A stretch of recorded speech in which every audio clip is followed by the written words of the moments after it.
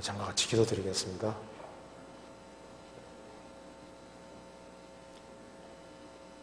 자비로우신 우리 아버지 하나님 감사합니다. 오늘도 저희들에게 하루의 삶을 허락해 주신 것을 감사합니다. 여기에 하나님의 말씀을 사모하는 사람들이 한자리에 같이 모였습니다. 주 성령께서 이 자리에 두 역사해 주시고 주 안에서 귀한 시간이 될 수 있도록 도와주시옵소서. 또 마음속에 여러 가지 의문되는 것들을 하나님 말씀으로 풀 수 있도록 도와주시고 우리의 행보를 말씀 위에 굳게 세워 주옵소서.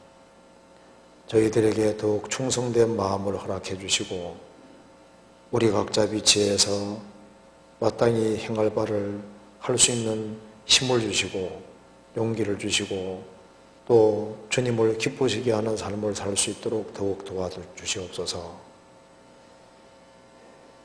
오늘 모든 시종 주 성령께서 함께해 주시고 도와주시기를 간절히 의지하오며 주 예수 그리스도 이름으로 기도하옵나이다. 아멘.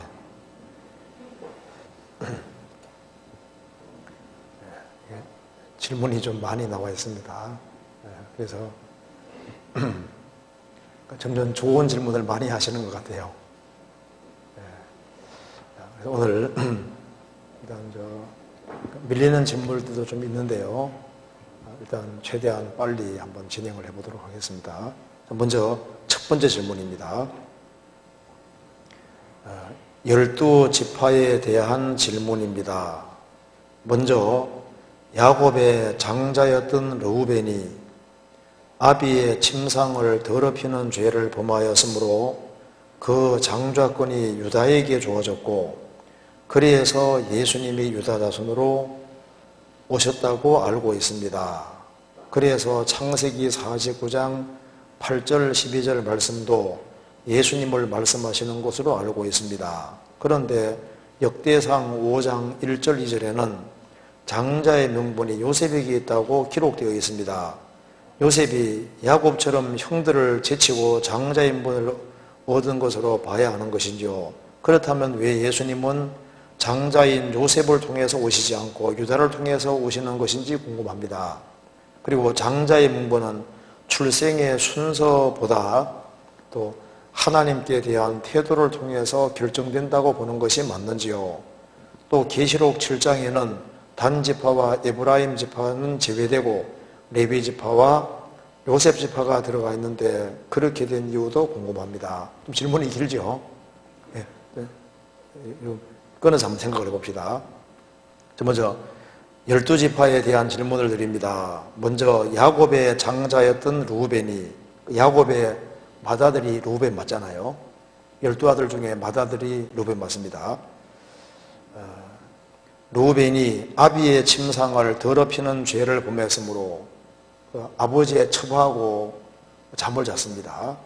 그래서 아버지의 침상을 더럽히는 죄를 범하였으므로 그 장자권이 유다에게 주어졌고, 이거 잘못 알고 있는 겁니다. 아비의 침상을 더럽히는 죄를 범하였으므로 장자 명분이 요셉에게 넘어갔다. 그 말은 맞는데 그것 때문에 유다에게 장자권이 주어졌다. 이건 잘못 알고 있었던 거예요. 성경이 그렇게 말하는 적이 없는 겁니다. 그래서 예수님이 유다 자손으로 오셨다고 알고 있습니다. 그거 잘못 알고 있는 겁니다. 장자권은 요셉에게 넘어갔습니다. 그래서 요셉이 2배나 축복을 받은 겁니다. 에브라임 므낫세가 이제 2지파가 되고 배나 축복을 받았던 겁니다. 그래서 유다를 통해서 오는 것은 장자권 때문이 아닙니다. 일방적인 은혜인 거예요. 하나님 왜 하필이면 유다 택했습니까? 그 하나님의 주권입니다. 아담 하와가 죄를 지었을 때 아담 하와가 메시아를 보내달라고 부탁한 것이 아닙니다. 하나님께서 일방적으로 여자의 손 예수님을 약속하신 겁니다. 그건 일방적인 거예요. 그리고 하나님께서 아브라함을 통해서 오신다. 유다 지파를 통해서 오신다. 다윗 통해서 오신다. 하나님이 일방적으로 그렇게 한 겁니다. 우리를 구원하려고 일방적으로 그렇게 하신 것이지 장차 축복 그것 때문에 예수님이 오시는 그거 아닙니다. 그건 지금 잘못 알고 있는 거예요. 그래서 창세기 49장 8절 12절 말씀도 예수님을 말씀하시는 것으로 알고 있습니다. 그래서가 아니라 창세기 49장 8절 12절은 유다 지파에 대한 말씀인데, 그래서 예수님이 유다 지파로 오신 그 내용은 맞는 거예요. 자, 창세기 49장 찾아봅시다. 창세기 49장 8절.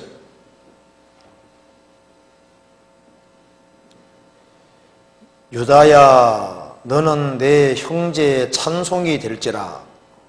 내 손이 내 원수의 목을 잡을 것이요 내 아비의 아들들이 내 앞에 절하리로다. 유다는 사자 새끼로다. 내 아들아, 너는 움킨 것을 찢고 올라가도다.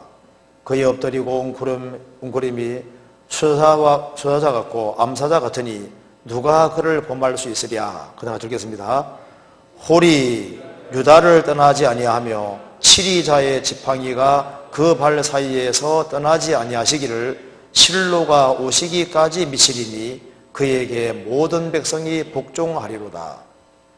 홀이 통치의 지팡이입니다. 통치의 지팡이가 유다를 떠나지 아니하며 치리자의 지팡이가 그 발 사이에 떠나지 아니하시기를 실로가 메시아입니다. 그리스도가 오시기까지 미치리니 그에게 모든 백성이 복종하리로다. 그래서 유다 지파 통해서 그리스도가 실제로 오셨습니다. 이 말씀은 유다 지파에 대한 말씀이고 예수님에 대한 말씀이 맞다 그 말입니다. 그런데 이제 그렇게 이제 알고 있다가 잘못 알고 있었는데 역대상 5장을 보니까 정자 명분이 유다 지파에게 있다고 생각했는데 역대상 5장에는 요셉에게 있다고 기록되어 있다 그 말입니다. 이걸 정상으로 알고 있는 거예요. 요셉이 야곱처럼 형들을 제치고 장자의 명분을 얻은 것으로 봐야 하는 것인지요, 루벤이 합당치 않아서 요셉에게 장자 명분을 준 것인지요. 그렇죠. 여기 보면은 창세기 49장 먼저 봅시다. 3절. 49장 3절에 루벤아, 너는 내 장자요 나의 능력이요 나의 기력의 시작이라. 위강이 초등하고 권능이 탁월하도다마는, 루벤은 야곱의 맏아들로서 재능이 아주 굉장히 많았던 것 같습니다. 야곱의 기력의 시작이고 위강이 초등하고 권능이 탁월하도다마는 많은 재능이 있고 좀 하나님께 많은 달란트를 부여받았던 것 같습니다. 그런데 4절에 물의 끓음 같았은즉 너는 탁월치 못하리니 내가 아비의 침상에 올라 더럽혔음이로다. 그가 내 침상에 올라섰도다. 너는 물의 끓음 같았다.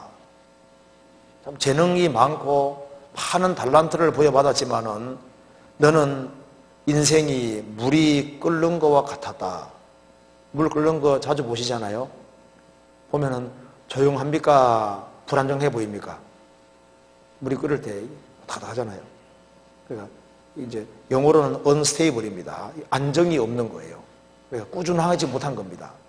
그래서 너는 물의 끓음 같았다. 결과 생각하지 않고 충동적으로 행동했다 그 말입니다. 그러니까 많은 재능이 있지만은 하나님의 영원한 축복을 생각하면서 조심스럽게 생을 살아야 되는데 순간적인 쾌락 때문에, 그래서 극단적인 예를 들고 있는데 심지어 너는 내 아비의 침상에, 네가 아비 침상에 올랐다. 야곱의 첩하고 잠을 같이 잤잖아요. 세상에 이럴 수가 있냐 그 말입니다. 그러니까 충동적으로 행동한 것에 대한 극단적인 예 하나를 들어주고 있는데 너는 인생이 불안정했다, 꾸준치 못했다, 견고하지 못했다 그런 뜻인 겁니다. 그렇기 때문에 이것 때문에 장자의 명분이 요셉에게 넘어가는 거예요. 축복이라는 건 하나님이 주시는 겁니다. 역대상 5장 보시겠습니다.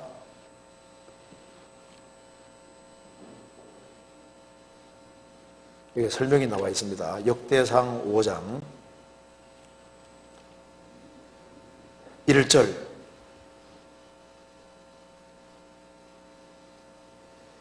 이스라엘의 장자 르우벤의 아들들은 이러하니라.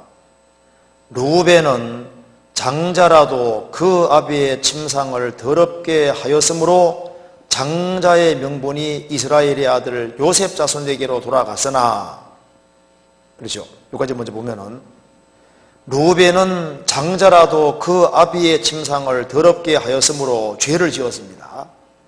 그래서 장자의 명분이 원래 르우벤에게 가야 되는데 신앙생활을 가장 잘한 요셉 자손에게 돌아갔다. 그래서 요셉의 두 아들 에브라임과 므낫세가 있는데 그 요셉의 아들들이 두 지파가 되고 배나 축복받는 축복을 받게 됐다 그 말입니다.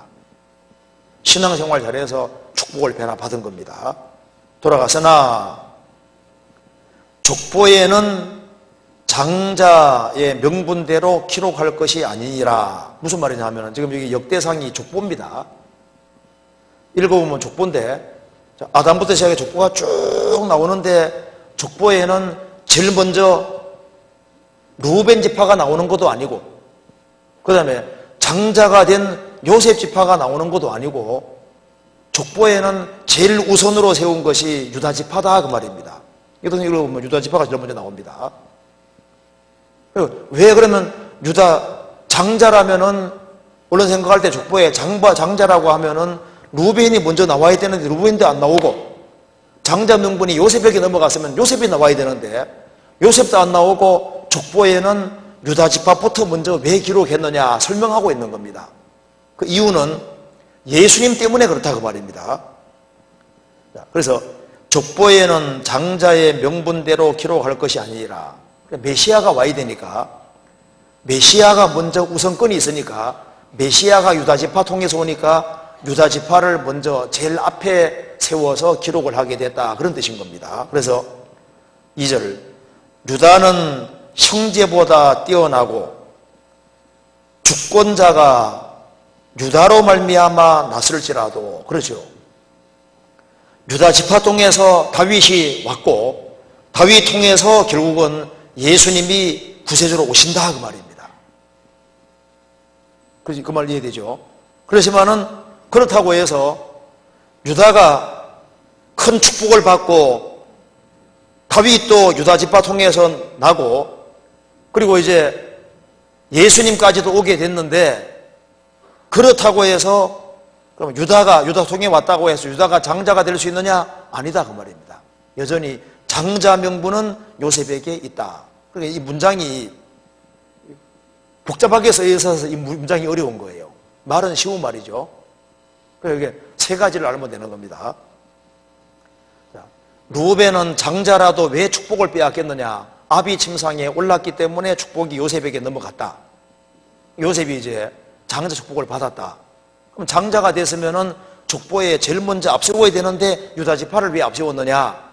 그 이유는 이제 예수님이 오시기 때문에 유다 지파를 제일 먼저 앞에 기록을 해놨고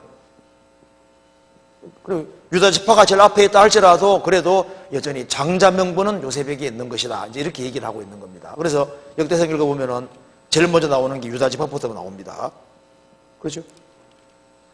이제 역대상 읽어보시면요. 아담부터 시작해가지고 그 다음에 이스라엘 계보 딱 나오면서 2장 넘어가면 이제 유다 지파가 쫙 나오잖아요. 제일 먼저.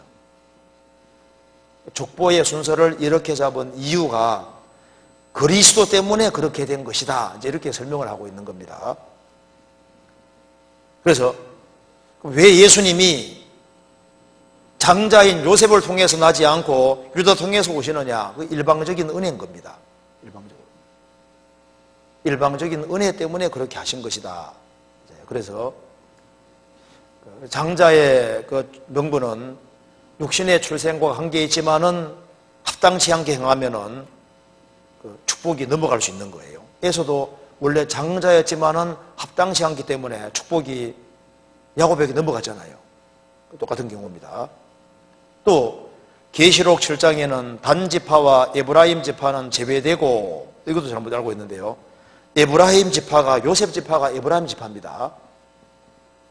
그래서 요셉 지파 하면은 에브라임 지파 가리키는 거예요. 왜? 요셉의 뒤를 이어서 원래 므낫세가 장자가 되어야 되는데 하나님이 에브라임을 장자로 만들어 주신 거예요. 에브라임에게 축복을 대해 주셨습니다. 그래서 요셉 지파 하면은 에브라임 지파를 가르치고 있는 거예요. 그러니까 여기에 계시록 7장에는 단 지파와 에브라임 지파는 제외되고 아닙니다. 단 지파만 제외되어 있는 것이고 에브라임 지파는 요셉 지파가 에브라임 지파인 거예요. 그리고 또 레위 지파와 요셉 지파가 들어가 있는데 그러게 된 이유도 궁금합니다. 지금 여기 요한계시록 7장은 7년 환란 속에 전 3년만 동안에 구원받는 이스라엘 지파들을 얘기를 하고 있는 거예요. 그래서 구원받는 지파 속에는 단 지파를 제외하고는 모든 지파가 다 회개해서 구원받는 일이 있다는 걸 설명하고 있는 겁니다. 단 지파는 7년 환란 전 3년만 동안에 회개하는 지파 속에는 안 들어가는 거예요. 그죠? 계시록 7장 보면은 단 지파가 빠져 있습니다. 성경에서 이스라엘이 이제 7년 환란 속에서 구원받을 것이 많이 성경에 기록이 되어 있습니다. 그런데 이스라엘 각 지파가 회개한다고 성경에 되어 있는데 단 지파는 7년 환란 전 3년 반 동안은 회개하지 않고 있다가 7년 환란 중반기 때 적그리스도가 세계를 통치하면서 유대인들을 지구상에서 없애려고 할 때 도망가는 사람들 속에는 단 지파가 포함되어 있습니다. 왜냐하면 에스겔 48장에 보면은 천년왕국 속에 각 지파들이 기업을 차지하는데 그 지파 속에 단 지파가 들어가 있거든요. 그러니까 그럼 7년 환란 전 3년 반 동안은 왜 회개하지 않느냐? 아마도 적그리스도가 단 지파가 될 것이기 때문에 적그리스도를 가장 확실하게 밀어주는 그 사람들이 단 지파였던 것 같습니다. 그래서 7년 환란 전 3년만 동안에는 바로 이 적그리스도가 정말 구세주라고 생각하고 따랐다가 중반기 때 유대인 자체를 다 없애려고 하니까 단지파가 속았다는 걸 깨닫고 도망가는 사람 속에는 들어가 있으니까 천년왕국 속에 들어가 있잖아요. 그렇죠? 그래서 아마 이 문제를 일으키는 지파가 단지파이기 때문에 실제로 단지파가 회개하지 않는 지파가 될 것이기 때문에 이렇게 기록을 해놨을 겁니다. 그 정도로 이해하면 되겠습니다. 그 다음 질문 보시겠습니다. 디모데전서 2장 15절 그러나 여자들이 만일 정절로서 믿음과 사랑과 거룩함에 거하면 그 해선함으로 구원을 얻으리라. 이 말씀에 대한 주석도 읽어보고 아무리 생각을 해봐도 이해가 되지 않습니다. 명쾌한 설명을 부탁드립니다. 한번 찾아봅시다. 디모데전서 2장 15절 이거 진짜 어렵죠. 이것이 한번 찾아봅니다. 디모데전서 2장 15절 2장 15절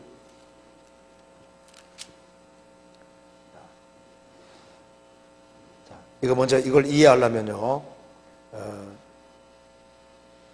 12절부터 제가 읽어보겠습니다. 여자의 가르치는 것과 남자를 주관하는 것을 허락지 아니하노니 오직 종용할지니라.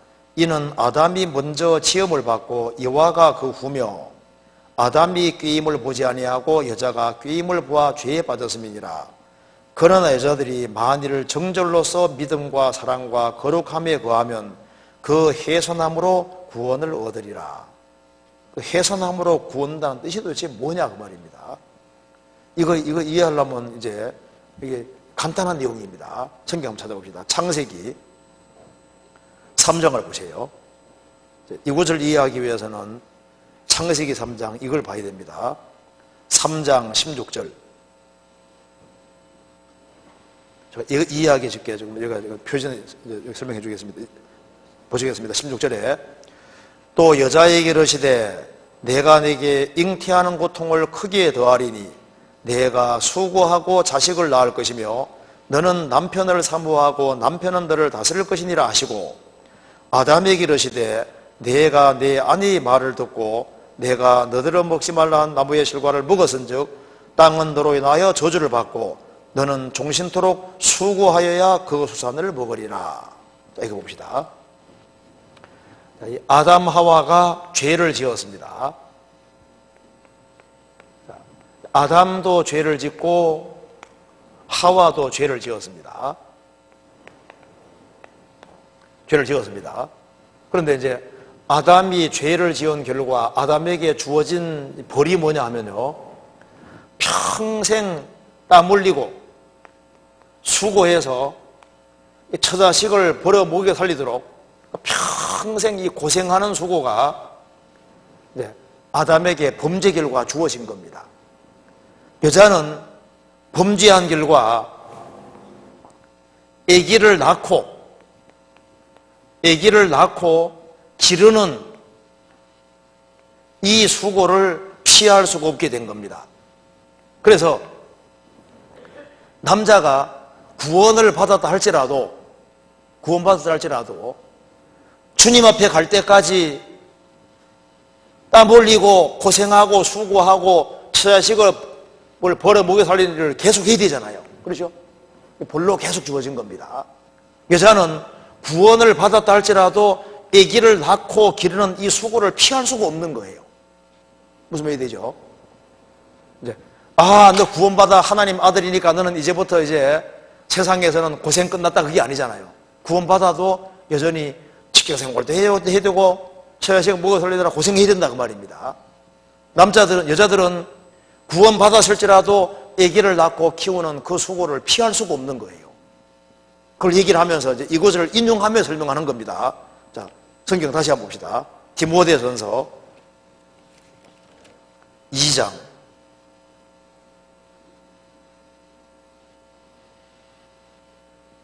그래서 이 창세기 3장의 저주가 아직까지 주어져 있기 때문에 여자가 남자를 주관하는 것을 허락지 않는다. 그리고 또 남자가 먼저 지음을 받았다. 그리고 죄를 먼저 지은 것이 여자라는 겁니다. 그러면서 그러나 여자들이 만일 정절로서 믿음과 사랑과 거룩함에 거하면 그것으로 충분한데, 그렇다고 해서 해산하는 수고, 자식을 낳고 키우는 그 수고에서 제외될 수 있느냐? 제외될 수 없다, 그 말입니다. 제외될 수 없고, 그래서 여자가 구원을 받고 정절로서 믿음과 사랑과 거룩함에 거하면 좀 좋은데, 그러면 좋겠는데, 그렇다고 할지라도 해산하는 수고를 피할 수 있느냐? 그건 피할 수 없다. 그래서 구원을 받은 여자를 할지라도 그 해산해서 자식을 키우고 출가시키고 나면은, 그러면은 그 징계에서 해방이 되는 거다. 그래서 이제 구원받고 자식 잘 키워서 십장가 다 보내놓고 나면요, 이제 그 자식을 낳고 키우는 그 문제에서 해방이 되는 거예요. 여기 구원은 뭐 영혼 구원, 뭐 생활 구원 말하는 게 아니라 아담 하와 범죄함으로 주어진 그 징계에서 해방이 되는 거다, 그 말입니다. 그 말 이해되시죠? 그래서 여기서 해산함으로 그 말이 실제로 자식 낳는 걸 말하는 겁니다. 자식을 낳고 키우는 그 문제에서 이제 해방이 되는데, 여자들이 만일 정절로서 믿음과 사랑과 거룩함에 거하면은 그것으로 족한데 단 하나는 못 피하는 거다. 자식 낳고 키우는 그 수고에서는 해방되는 것이 아니라 그 일을 다 끝내면은 거기에서 해방이 된다. 이 말 이해되시죠? 창세기 3장을 다시 한번 재론하고 설명해주고, 그래서 구원받은 여자든 남자든 간에 창세기 3장의 징계가 여전히 유효하다는 걸 말하고 있는 겁니다.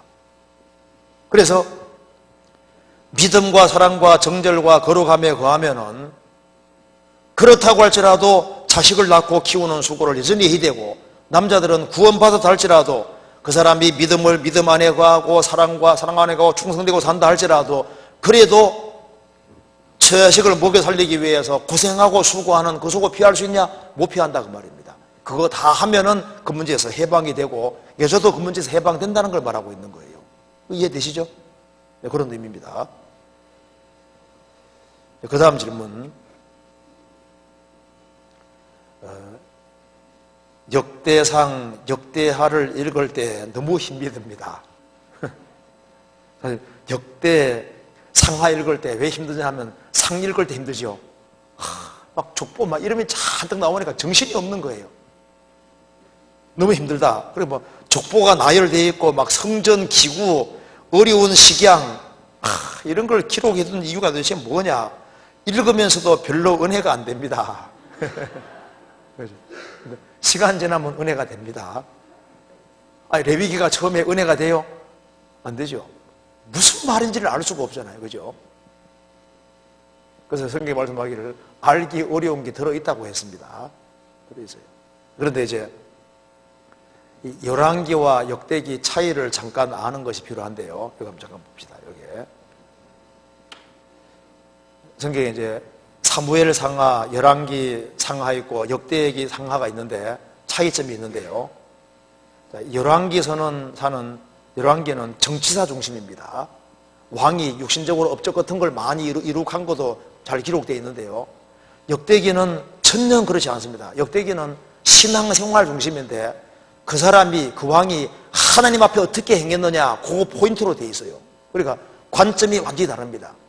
그리고 열왕기는 정치사 중심이고 역대기는 하나님을 어떻게 섬겼느냐, 이게 포인트인 거예요. 그리고 열왕기는 왕국이 얼마나 잘못했는지를 지적하면서 회개시키려고 하는 것이 목적인데, 역대기는 이제 이스라엘 그 왕국이 이제 왕국을 격려하고 새로운 충성을 다짐하게 하기 위해서 쓴 거니까 약간 이게 이제 개념이 좀 다릅니다. 좀 달라요. 그래서 역대기는 어디에 포인트가 있냐 하면은 이제 메시아, 그리스도가 오시는 것 중심으로 되어 있기 때문에 성전이 항상 핵심으로 되어 있습니다. 이스라엘 신앙생활의 핵심이 성전에서 어떻게 행하느냐, 성전을 어떻게 유지하고 보수하고 성전에서 어떻게 행했느냐, 이걸 가장 중점으로 생각하고 있는 겁니다. 그래서 뭐 정치적으로 별일 한 일이 없었더라도 성전을 보수하고 유지하면요, 그 굉장히 장이 많이 할애되어 있습니다. 그리고 그 하나님께 어떻게 순수하게 예배하고 제사하느냐, 이쪽에 항상 포인트가 맞춰져 있는 거예요. 그리고 우상 숭배를 없애고 어떻게 성전 중심으로 돌아갔느냐, 이쪽에 포인트가 있는 겁니다. 그리고 역대기는 하나님을 삶의 중심에 둔 사람들을 아주 크게 부각시키고 있는 거예요. 그래서 역대기에는 열왕기에서 중요하게 생각하는 걸 천년 중요하게 안 다루고 있습니다. 그래서 역대기는 성전이 국가의 중심이다, 템플이 국가의 중심인 것을 밝히고 있고, 신앙 중심의 삶은 곧 성전 중심의 삶이라는 것을 강조하고 있는 겁니다. 그러니까 역대기는 특징이 조금 다릅니다. 그래서 열왕기서에는 전쟁에서 막 땅을 빼앗아서 뭐 땅을 확충시키고 세상적으로 어떤 권세가 커지는 것도 막 부각이 막 되어 있잖아요. 성경에는 역대기는 천년국이고 아니, 그러니까 하나님의 관점하고 인간적인 관점이 상당히 다르다는 것을 잘 보여주고 있습니다. 그리고 역대기는 자세히 읽어보면요, 도움이 되는 것이 굉장히 많이 있어요. 그래서 대충 읽으면 잘 모르는데 자세히 읽으면 도움되는 것이 많이 있는데요. 그럼 뭐 몇 개만 한번 잠깐 봅시다. 여기 역대기 1장 한번 찾아봅시다. 역대상 1장. 재미없다고 하니까 정말 재미없는지 한번 몇 군데 한번 봅시다. 역대상 1장 19절에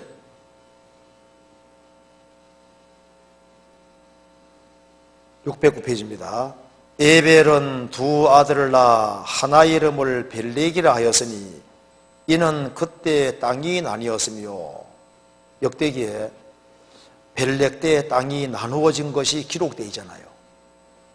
역대상 2장 찾아봅시다. 2장 7절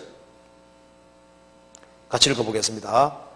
가르미의 아들은 아갈이니 저는 마땅히 멸할 물건으로 인하여 이스라엘을 괴롭게 한 자며. 자, 가르미의 아들은 원래 아간입니까? 아갈입니까? 아간이잖아요. 이게 스펠링 잘못된 게 아니라 아간인데 이름이 아갈로 바뀐 거예요. 아갈은 괴롭게 한다 그런 뜻이잖아요. 그래서 이 이름이 안 좋게 박힌 여기에 대표적인 케이스가 나오는데 아갈입니다. 가르미의 아들은 원래 아간인데 이름이 아갈로 바뀌었다. 왜 이름이 이렇게 바뀌었느냐? 저는 마땅히 멸할 물건으로 인하여 이스라엘을 괴롭게 한 자이기 때문에 사람들이 아간이라 부르지 않고 아갈이라 불렀고 이름이 아갈이 돼버린 거예요. 아갈. 그래서 아갈에서 아골 골짜기가 나오는 겁니다. 괴로움의 골짜기. 아갈, 아골인 겁니다. 그래서 여기에 이름이 안 좋게 바뀐 대표적인 사람이 여기에 가르미의 아들 아갈이다. 아간이 아갈로 바뀌잖아요. 그잖아요. 그럼 역대상 9장 찾아봅시다. 역대상 7장부터 봅시다. 7장 20절.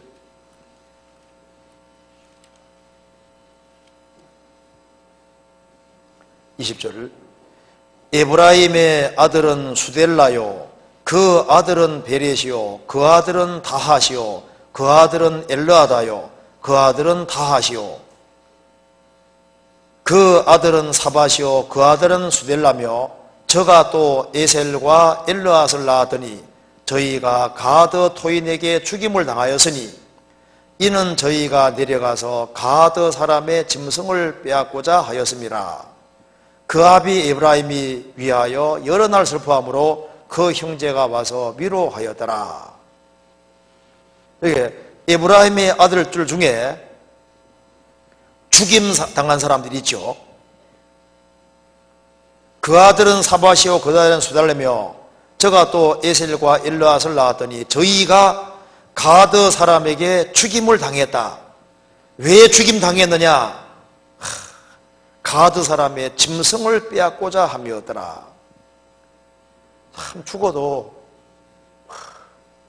복음을 전하다 죽는다든가 뭔가 이제 주님을 위해 살다가 죽어야 되는데 남의 짐승 뺏으려다가 죽었다 그 말입니다. 경건이 됩니까 안 됩니까? 되죠. 죽더라도 뭔가 주님을 위해 살다가 죽어야지 남의 거 뺏다가 죽으면 그 진짜 억울한 거잖아요.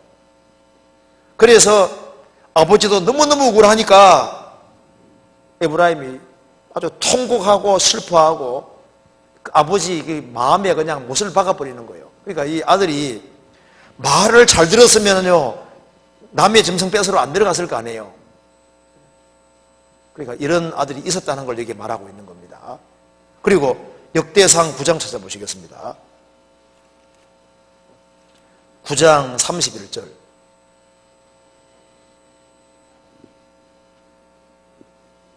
제가 읽겠습니다. 고라 자손 살룸의 장자 마띠데랴 하는 레위 사람은 남비에 치지는 것을 맡았으며, 좀 은혜가 되죠? 남비에 치지는 걸 맡았다. 이거 요리하는 것도 중요한 거구나. 중요하고 말고요. 우리 여기 학예수양이 할 때 막 남비에 막 지지고 설거지하고 할 거 아니에요. 다 중요한 겁니다. 그리고 33절에 또 찬송하는 자가 있으니 곧 레위 족장이라. 저희가 골방에 거하여 주야로 자기 직분에 골몰함으로 다른 일은 하지 아니하였더라.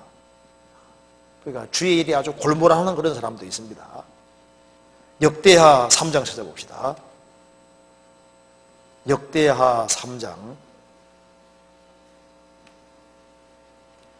3장 17절 한번 같이 읽어보겠습니다.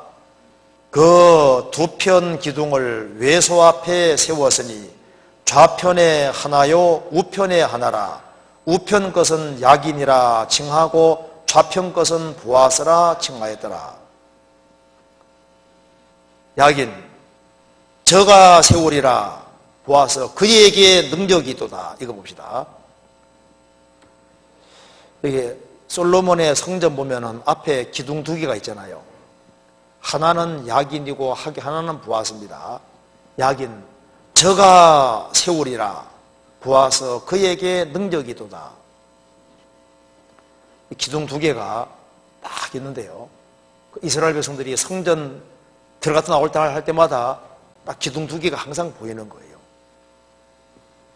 야긴 저가 세우리라.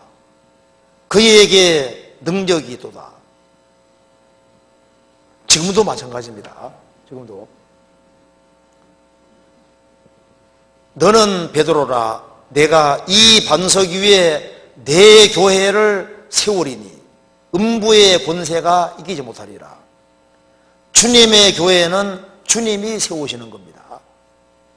저가 세우리라. 그리고 그에게 능력이도다. 주님이 세우시고 세우시는 능력이 주님께 있습니다. 그런데 주님이 혼자 세우시느냐? 아닙니다. 주님이 세우시는데 주님께 자신을 바친 사람을 통해서 바친 사람에게 능력을 주시고 바치는 사람을 통해서 주님이 세워 가시는 거잖아요. 저가 세우리라. 그에게 능력이 있도다. 지금도 마찬가지인 겁니다. 이스라엘 백성들 머릿속에 야긴과 보아소가 머릿속에 꽉 박혀 있는 것처럼요, 우리 신앙생활 속에서도 저가 세우리라. 교회 세우는 것도 주님이시고 세우시는 능력이 주님께 있습니다. 우리가 지금 여기에 이 세상에 버티고 사는 것도 저가 세우리라. 주님이 세우시는 거예요. 그리고 내가 이 세상에서 휩쓸려 가지 아니하고 신앙생활을 하는 능력도 주님께 속해 있는 겁니다. 그렇잖아요. 어쨌든 간에 이 역대기를 자꾸 읽고 또 읽으면요, 이게 신앙생활에 도움이 되는 것이 많이 나오게 되어 있습니다.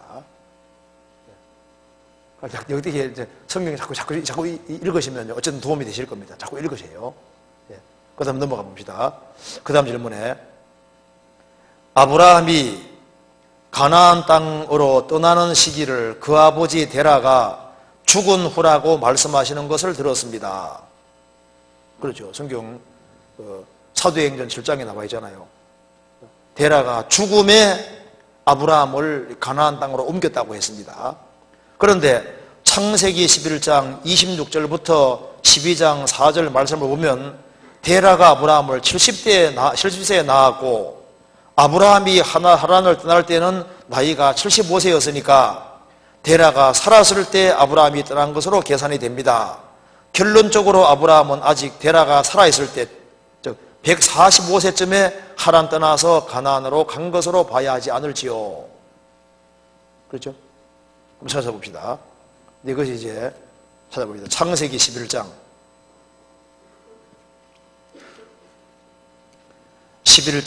26절. 데라는 70세에 아브라함과 나홀과 하란을 낳았더라. 70세에 3명을 낳았을까요? 쌍둥이일까요? 데라 아내가 한꺼번에 3명 낳았을까요? 그게 아니고 이게 아브라함이 중요 인물이기 때문에 앞세운 겁니다. 실제로 70세에 낳은 사람은 하란이고 그 다음에는 나홀이고 아브라함은 130세에 낳은 거예요. 계산해 보면은. 그래서 데라는 70세에 아브라함과 나홀과 하란을 낳았더라.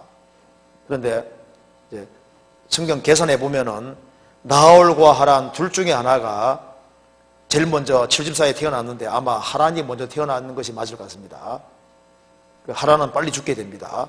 그래서 여기에 70세에 낳은 사람은 나홀, 하란 둘 중에 하나인데 하란일 가능성이 많은 겁니다. 그리고 아브라함은 훨씬 후에 낳았어요. 그래서 아브라함은 130세에 낳은 것으로 계산이 됩니다. 창세기 11장 32절 보시겠습니다. 데라는 205세를 향수하고 죽었더라. 205세를 향수하고 죽었습니다. 그런데 창세기 12장 4절에 보시겠습니다. 이에 아브라함이 여호와의 말씀을 쫓아갔고 롯도 그와 함께 갔으며 아브라함이 하란을 떠날 때 그 나이 75세였더라. 75세에 이제 가나안 땅으로 들어갔는데, 하란 떠나 가나안 땅에 들어갔는데, 사도행전 7장에 보면은 데라가 죽음에 가나안 땅으로 들어가겠다고 했습니다. 근데 데라는 205세에 죽었으니까 아브라함이 75세니까 계산하면은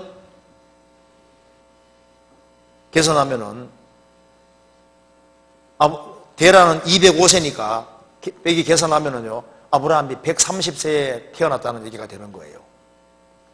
이 문제는 왜 생겼냐 하면은 아브라함이 제일 앞세워져 있기 때문에 70세에 아브라함 나왔다고 생각하니 그런 문제가 생기는 겁니다. 근데 아브라함을 앞세운 이유는 데라가 70세에 자식 낳기 시작했는데 아브라함 앞세운 이유는 아브라함이 하나님의 구속 역사에서 중요한 사람이기 때문에 앞세워서 그런 겁니다. 아브라함이 태어난 것은 130세가 맞는 거예요. 그래서 아브라함은 130세에 태어났고, 데라 130세에 태어났고, 그래서 75살 됐을 때 가나안 땅 들어갔고, 아브라함이 74세 됐을 때 데라는 205세였던 겁니다. 그리고 아브라함이 원래 갈대아 우르에서 나와서 원래 가나안 땅 가고자 했잖아요. 이거 한번 봅시다. 원래 하나님이 부르실 때 갈대아 우르에서 출발해서 가나안 땅으로 갈 때 하란에 거했는데요. 하란에서 가나안 땅으로 가야 되는데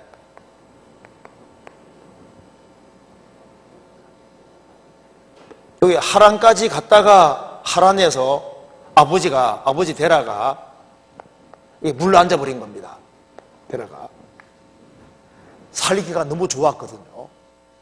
이 당시에 이 하란이 아주 교통요지고 이 당시에 가장 번성한 대표적인 도시고 살기 좋은 곳이었던 겁니다. 그래서 이 하란이 굉장히 큰 도시입니다. 도시고 살기 좋으니까 데라가 너무 살기 좋으니까요 딱 물러 앉아버린 거예요. 아버지가 갑시다 하고 아무리 졸라대도 이게 안 되는 거예요. 그래서 아버지 때문에 발목이 붙잡혀서 여기에 있다가 아버지가 205세에 죽으니까 드디어 나오게 된 겁니다. 원래는 하란은 잠깐 거쳐서 일로 가려고 했는데 아버지가 거기에 물러 앉는 길을 택한 거예요. 아버지 설득하다가 안 되니까 아브라함은 물러 앉았고, 그래서 아버지가 이제 죽으니까 이제 옮겨지게 된 겁니다. 그렇게 이해하면 되겠습니다. 이해되시죠? 성경에 이런 경우가 가끔 있습니다. 태어난 순서는 뒤인데 앞세우는 경우가 있어요. 그건 중요도에 따라서 앞세운 경우가 있다 그 말입니다. 그렇게 이해하면 되겠습니다. 그 다음 질문입니다. 안녕하세요. 저는 은장의 형제입니다. 궁금한 것을 여쭙고 싶어서 이렇게 글을 올립니다. 성경에 대해 저는 잘 알지 못하는데 사회에서 과학자들이 말하는 것을 듣고 혼돈에 빠져 있습니다. 그들은 20억 년 전에 달팽이가 어류 전체를 지배한 때가 있었고, 어떤 과학자는 또 100억 년 전에 공룡이 온 지구를 지배했다고 말합니다. 이분들이 말하는 연대는 막 수십억 년, 수백억 년을 말하는데 성경 연대와 너무 달라서 혼란스럽습니다. 그들은 화석이 연대를 측정한 것으로 증거를 삼는데 무엇으로 그 연대를 측정할 수 있는 것인지요? 말씀으로 듣기로는 성경의 천지창조는 길어야 1만 년 안쪽인데 과학자들이 말하는 시간과 너무 많은 차이가 나서 궁금합니다. 이것 때문에 속이 다 답답한데 속이 좀 후련하도록 말씀으로 설명 부탁드립니다. 이런 질문을 했습니다. 그런데 이것은 원래 설명하려면 너무 길어져요. 너무 길어지는데 간단하게만 좀 생각을 해봅시다. 일단 몇십억 년, 몇억 년, 10억 년 막 얘기를 하는데 사실 그렇지 않습니다. 간단하게 한번 설명드릴게요. 먼저 진화론이라는 걸 아시잖아요. 물질에서부터 시작해서 이제 사람까지 나왔다. 이걸 이제 진화론을 할 때 왜 진화론 학자들이 자꾸 시간을 길게 잡으려고 하냐면 그 이유가 있어요. 무슨 시간이 무슨 길게 나와서 그런 것이 아니고 사실은요. 그 길게 잡는 이유는 우연으로 설명하려고 하다 보니까 일단 우연히 뭔가를 되게끔 해야 되니까 우연히 뭐가 되려면은 일단 시간이 짧으면 우연히 안 되지 않습니까? 그죠? 그러니까 왜 이게 시간을 길게 잡냐 하면은 시간 길게 잡는 이유는 시간을 길게 잡아야만 그래도 혹시 뭐가 안 되겠냐 이렇게 되는 거예요. 혹시. 자, 이거 한번 봅시다. 이제 물질에서 처음에 이제 물질로 시작해서 물질이 이제 우연히 진화를 거듭해서 우연히 유기물이 생기고 또 유기물이 진화를 거듭해서 아메바 같은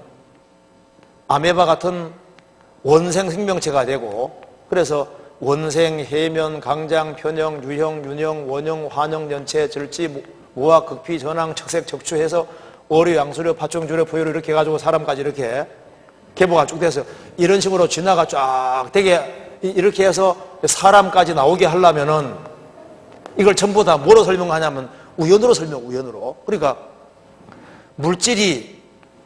물질에다가 우연 결합에 의해서 이 모든 것이 생기게 해야 되니까 일단은 여기다가 이제 시간이 들어가야 되니까 시간을 짧게 잡으면 됩니까? 안 됩니까? 무조건 길게 잡고 봐야 되는 거예요. 무슨 말이 되죠? 그러면 우연 결합에 의해서 뭐가 이게 가능한 얘기냐 그 말입니다. 저절로는 처음부터 불가능한 거예요. 자, 우리 몸속에 DNA라는 게 있지 않습니까? DNA가 있는데 그 한 세포 속에 있는 이렇게 보통 사람이 70조개에서 한 100조개 정도 세포가 있다고 하는데요. 이 세포 하나 속에 DNA가 들어있는데 DNA 길이가 한 1.8에서 한 2m가 된다고 합니다. 그러면 곱하기해서 계산하면은 70조개로 계산해도 140조 미터 정도 이제 DNA가 들어있게 되는 거예요. 그러니까 이제 이 꽈배기처럼 생긴 이 DNA가 140조 미터 정도가 들어가 있거든요. 그러면은 요 한 파트의 분자 결합 이것을 확률적으로 계산해 봤을 때 10의 87승분의 1이라고 얘기를 합니다. 자, 그러면 생각해 봅시다. 여기에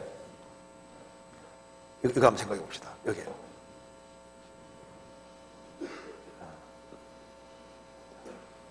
이거 한번 봐봐요.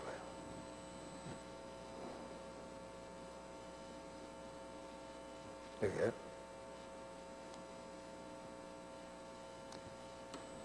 자, 성인 한 사람에게 세포가 70조개 정도가 들어있으니까 한 140조미터가 된다고 말입니다. 그러면 140조미터 되는 이것에 한 파트의 분자 결합도 10의 87승분의 1 정도가 되는데 그러니까 요 한 파트의 분자 결합도 10의 87승분의 1이 된다고 말입니다. 그러면은 지구 연도를 45억 년으로 계산하면은 초로 바꾸면 10의 25승초밖에 안 되니까 째깍 할 때마다 한 번씩 탁탁 결합을 해도 45억 년 지나도 이 결합 하나가 안 생기는 거예요. 이 결합 하나가. 그러면 이제 미국의 한 사람이 이제 얘기를 하기를요. 한 사람 세포가 50조개라고 계산해서 하는 겁니다. 세포가 50조개라고 할 경우에 50조개에 있는 DNA를 쫙 묶어 놓으면은 지구 달 거리를 몇 번 왕복할 수 있느냐? 55만 번 왕복할 수 있다. 그러니까 지구에서 달까지 거리가 38만 킬로미터인데 38만 킬로미터를 왔다 갔다를 55만 번 왕복하게 할 수 있다 그 말입니다. 50조개로 계산해도. 예? 그런데 요 한 파트 결합도 저절로 안 되는데 55만 번 왕복할 수 있는 게 저절로 될 수 있겠어요? 지금 불가능한 얘기인 겁니다. 그리고 여기에 이걸 책으로 출발한다면은 그 책은 그랜드 캐년을 78번 채울 만한 양이 된다. 그랜드 캐년이 400km가 넘습니다. 400km가 넘는 그게 책을 꽉꽉 채워도 78번 채울 양이 된다 그 말입니다. 그러니까 저절로는 처음부터 안 되는 거예요. 여기 이제 확률 0.000001 확률이 얼만큼인지 한번 봅시다. 이거 한번 봐봐요.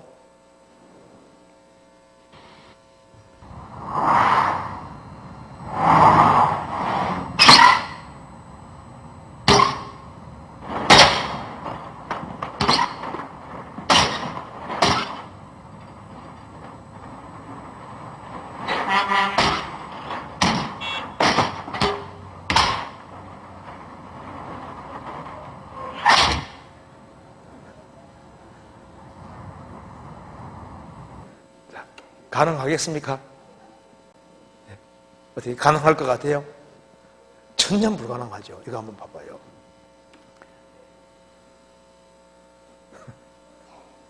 물질에서 유기물이 아메바가 될 확률이 10에 16만 7,626승분의 1이라고 합니다.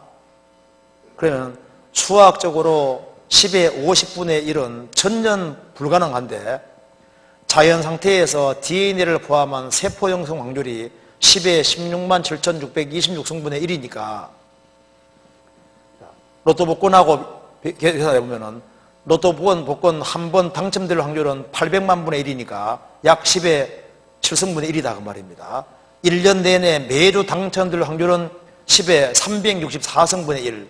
평생 계속해서 100년으로 계산해도 36,400승분의 1.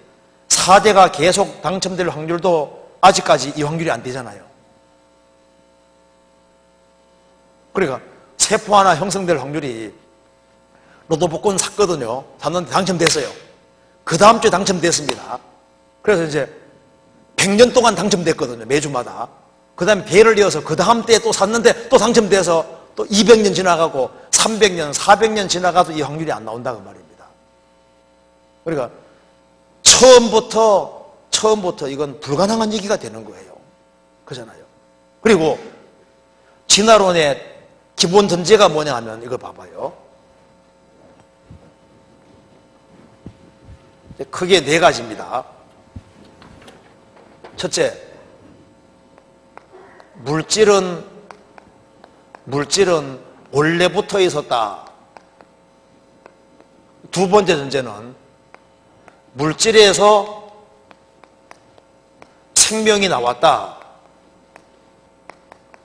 세 번째는 한 종에서 타종으로, 다른 종으로 넘어갔다. 네 번째는 단순한 데서 복잡한 데로 나아갔다. 이 네 가지 전제가 있습니다. 물질은 원래 붙어 있었다 아닙니다. 하나님만 원래 계셨어요. 하나님이 천지를 창조하신 겁니다. 그리고 물질에서는 생명이 나올 수 있어요, 없어요? 물질에서는 생명이 나올 수 없다는 걸 밝힌 사람이 파스텔이잖아요. 물질에서는 생명이 나올 수가 없습니다.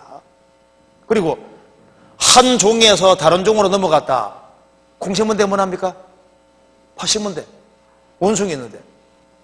그러니까 항상 종류대로만 나오고 다른 종으로 갈 수가 없게 돼 있는 거예요. 설계도가 다 다르게 먹여서 불가능하게 돼 있습니다. 그리고 단순한 데서 복잡한 데 나갔다 그랬는데 아니요, 다 복잡합니다.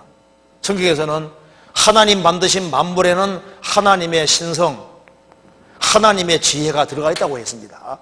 자, 깨구리가 복잡해요? 닭이 복잡해요? 네? 봐요, 이게 어류 양서류 파충류에 보이러 나가는 거니까 물고기가 복잡해요? 닭이 복잡해요? 둘 다 복잡해요. 아메바가 복잡해요? 조개가 복잡해요? 둘 다 복잡해요. 처음부터 다 하나님이 계획적으로 만드셨기 다 복잡하게 돼 있는 거예요. 문어 복잡해요? 사람 복잡해요? 둘 다 복잡하다니까요. 다 똑같아요. 그리고 또 한 가지 잠깐 생각해 보시면요, 동시다발적으로 다 같이 있어야 되는 겁니다. 식물이 있고 식물과 곤충은 같이 있어야 되잖아요. 그래야 수정해주고 꽃이 열릴 거 아니에요. 이게 동시다발적으로 있어야 됩니다. 제가 예를 한번 들어보겠습니다. 이거 한번 보세요. 여기에 이거 한번 봅시다. 여기에 이게 이제 부두 릴리라고 하는 건데요. 부두 릴리. 요거 보시면요, 요걸 수정시키려면은 딱정벌레가 요 속에 뚫고 들어가서 요게 꽃잎이 있거든요. 요게 이제 암술수를 그 있기 때문에 요거와 부두릴리는 항상 같이 있어야 되는 거예요. 부두릴리. 좀 이게 이름이 별로 안 좋습니다. 부두교, 부두릴리. 스네이크 릴리라고 그러지 않습니까? 대볼저통이라고 마귀라고. 그런데 여기 좀 부두릴리, 요거는 딱정벌레만 들어가서 수정시켜 줄 수 있습니다. 둘이 같이 있어야 되는 거예요. 그리고 여기에 무화과 말벌로가, 무화과는 여기에 갑자기 열매가 튀어나오잖아요. 꽃 없이 열매가 나오는데 사실은 그 속에 있어요. 그리고 여기에 무화과 말벌이 여기에 딱 열릴 때 그 속에 들어가서 수정시켜 줍니다. 무화과 말벌이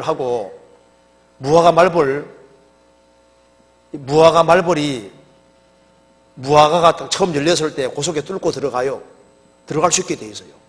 그래서 수정을 시켜주는데 무화과 말벌과 무화과는 항상 같이 있어야 되는 거예요. 처음부터. 무슨 말이 되시죠? 그러니까 모든 게 동시다발적으로 같이 있어야 되는 것이지 이게 시간 차이가 있으면 안 되는 거예요. 그리고 지층도 마찬가지인데요. 이게 지층도 교과서에 나오는 것이지 그런 지층이 있는 게 아닙니다. 이거 한번 보세요. 지층도 우리 배웠지 않습니까? 시생대, 원생대, 고생대, 중생대, 신생대 해서 이렇게 배운 기억나죠? 시생대, 원생대, 고생대, 중생대, 신생대 해서 이제 짐승들이 이제 점점 이렇게 진화되어 왔다. 그런데 이것이 교과서만 있지 실제로는 이런 것이 없어요. 실제로는. 제가 한번 잠깐 비디오 와이어로 이거 자료 한번 잠깐 보여드리겠습니다. 여기에 화석과 지층에 대해 잠깐 보시면요.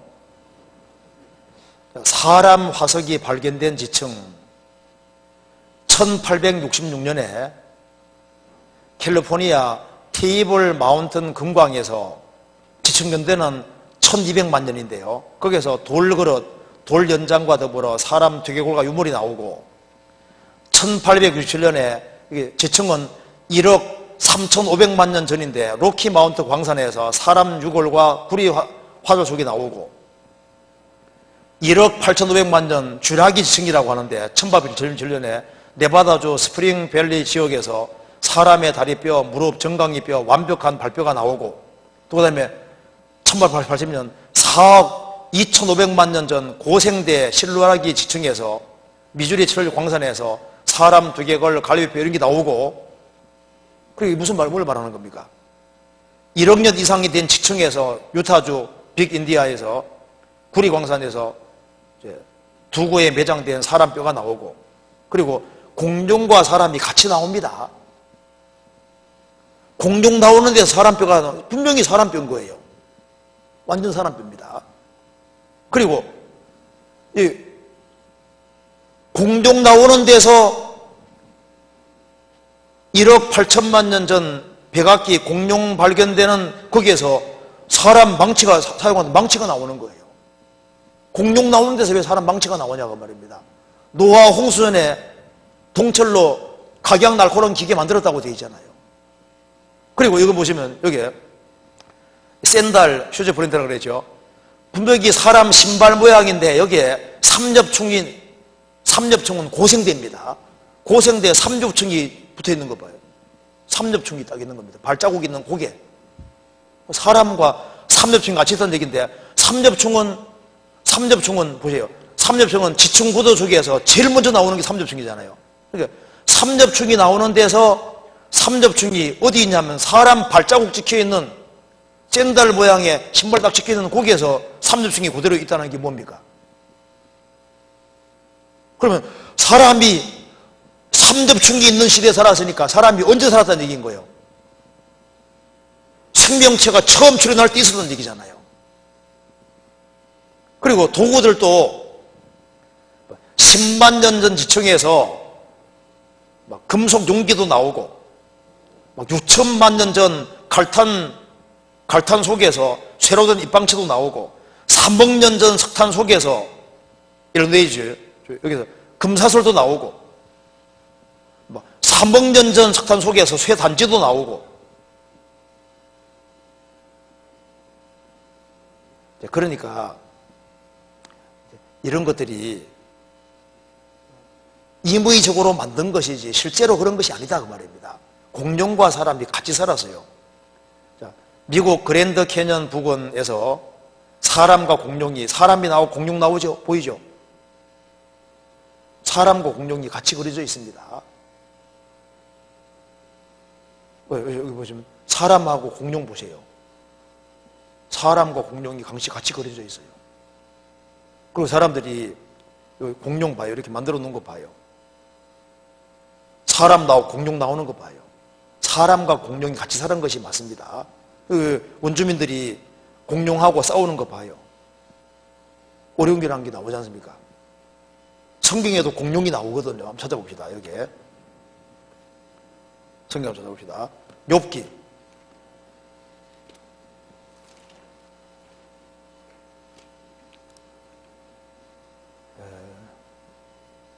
41장 욥기 40장 15절 40장 15절을 보시겠습니다.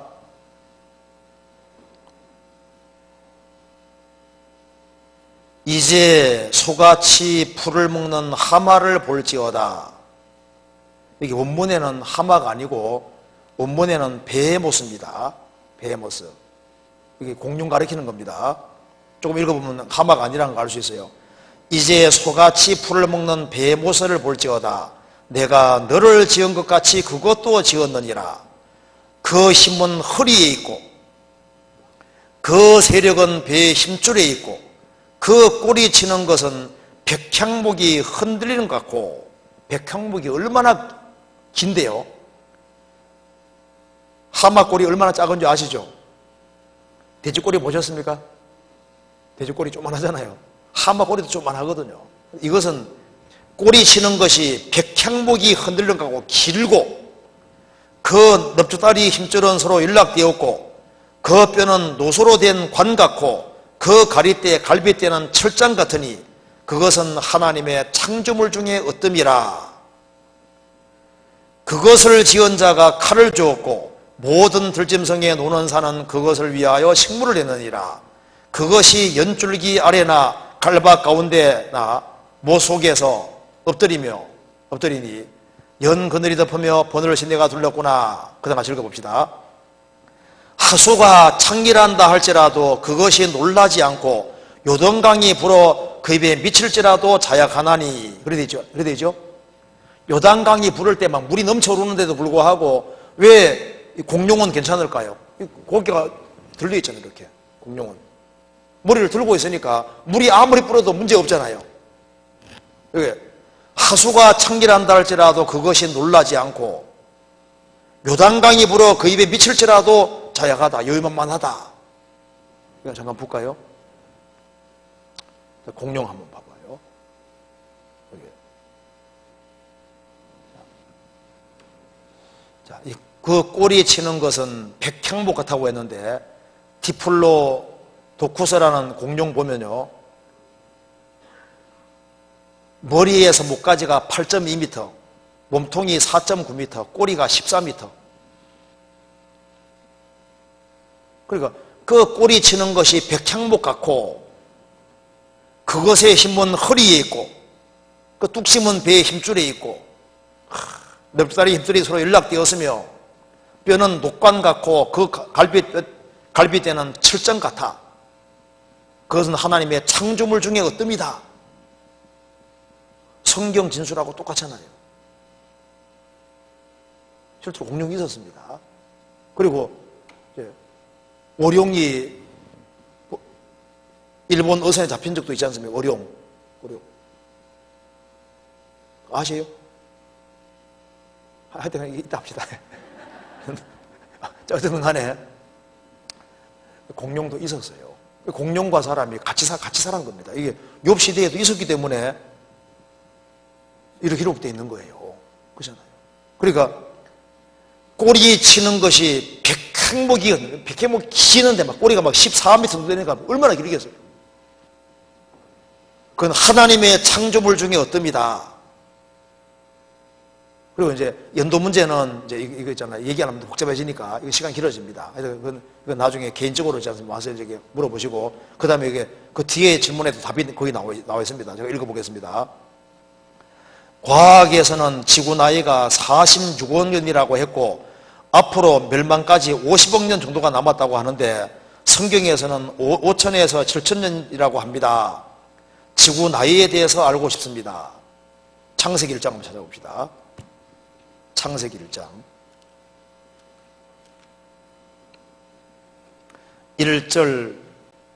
1절부터 3절까지 같이 읽어보겠습니다.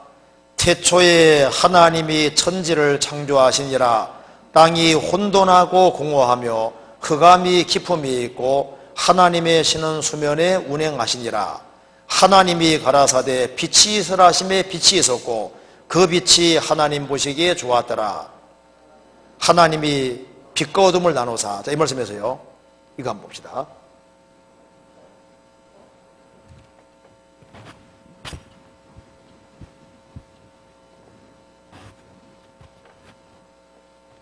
자, 여기 태초에 하나님이 천지를 창조하시니라. 자, 하나님이 하늘을 창조하시고 땅을 창조하셨습니다.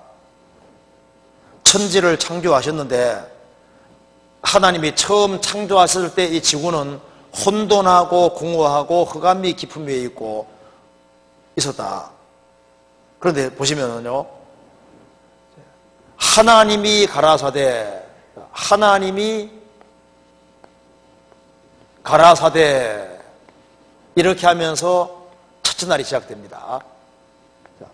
3절에 하나님이 가라사대 하면서 5절에 이는 첫째 날이니라. 6절에 하나님이 가라사대라고 하시고 8절에 이는 둘째 날이니라. 9절에 하나님이 가라사대 하고 13절에 셋째 날이니라. 그러니까 하나님이 6일이라는 과정을 통해서 이 지구에 생명체가 살게 하시고 사람이 살게 하셨다. 즉 이 지구에 생명체가 존재하고 사람이 살게 하는데 6일 걸렸다 그 말입니다. 그런데 하나님이 천지를 창조하시고 막바로 이 지구에 생명체가 있도록 6일을 시작하셨는지 아니면은 천지를 창조하고 난 이후에 한참 지나서 이제 슬슬 이 지구에 사람이 있게 해볼까 하고 했는지 그건 알 수가 없어요. 성경에서 얘기가 없거든요. 하나님이 천지를 창조하셨는데 얼만큼의 시간 간격이 있는지는 알 수 없습니다. 그러니까 천지를 창조하시고 막바로 하나님이 가라사대하고 시작하면은 이 우주 연도고도 한 6천 년밖에 안 되는 거예요. 그래서 조금 넘는 것밖에 안 되는 겁니다. 그런데 하나님이 천지를 창조하시고 얼만큼의 시간 간격이 있고 난 이후에 이 지구에 생명체를 있게 해야 되겠다고 이제 6일 동안 작업해서 있게 하면은 우주 연도와 지구에 생명체가 있는 연도가 달라질 수 있다 그 말입니다. 그런데 성경에서 말이 없는 거예요. 단 이건 아니다 그 말입니다. 하나님이 천지를 창조하셨는데 천사가 타락해서 이 지구가 황폐하고 못서게 됐기 때문에 하나님이 6일이라는 과정을 통해서 황폐하고 못서게 된 지구를 아름답게 만들었다. 이렇게 하면 이건 안 맞는 거예요. 무슨 말이 되세요? 그러니까 하나님이 천지를 창조하시고 오랜 세월이 있고 난 이후에 지구상의 생명체가 있게 했으면은 우주연도와 지구연도가 달라지게 되는 거고, 천지 창조하시고 막바로 지구상의 생명체가 있게 했으면은 이 우주연도가 적어지게 되는 거예요. 그렇지 않습니까? 그런데 하나 확실한 것은 이 지구상에 생명체가 있게 한 것은 성경이 말한 대로 정확히 6일이라고 말하고 있는 겁니다. 이해되시죠? 그리고 실제로 이 성경대로 하면은 우주연도가 오래됐다 해도 문제없고 얼마 안 됐다 해도 문제가 없는데, 무슨 말이 되죠? 하나님이 천지를 창조하시고 오랜 세월이 지나고 난 이후에 이제 이 지구에 작업 시작했으면은, 그러면은 우주연도는 오래됐을지라도 이 지구상에 생명체가 있게 한 건 얼마 안 된 게 되는 거예요. 하나님이 우주를 창조하자마자 지구상에 생명체가 있게 했으면은요, 연도가 또 우주와 전체 연도가 확 줄어들게 되는 겁니다. 그런데 지금 사실은 얼마 안 됐다는 증거가 너무 많아요. 자, 그래서 그걸 간단하게 한번 보여드리겠습니다. 이거 한번 보시죠. 이게 지구의 나이에 관한 부분. 지구의 나이가 오래 안 됐다는 것도 이게 지구 나이 6, 7천년 석탄청이 입증한다. 수백만 년 전인 것이라면 시추할 때 분출이 안 된다고 합니다. 석유 이런 것이. 그리고 여기에 지구 자기장으로 측정해도 약 1만 년 정도밖에 안 되고 2만 년 전으로 거슬러 올라가면 액체 상태가 되어서 생물 서식을 못하게 되는 뭐 이런 증거도 있고, 지구 나이는 그렇게 오래 안 된다는 것이 여러 가지로 설명이 됩니다. 나중에 자세히 보시면요, 많이 있어요. 그래서 이제 인구 계산으로도 할 수 있고 이 우주가 젊다는 증거들이 굉장히 많이 있는데요. 간단하게 비디오 한번 잠깐 보여드리겠습니다. 한번 여기에 텍사스주의 천문학자 해롤드 슬러스 교수가 설명하는 거 한번 잠깐 봅시다. 우주는 얼마나 오래되었습니까?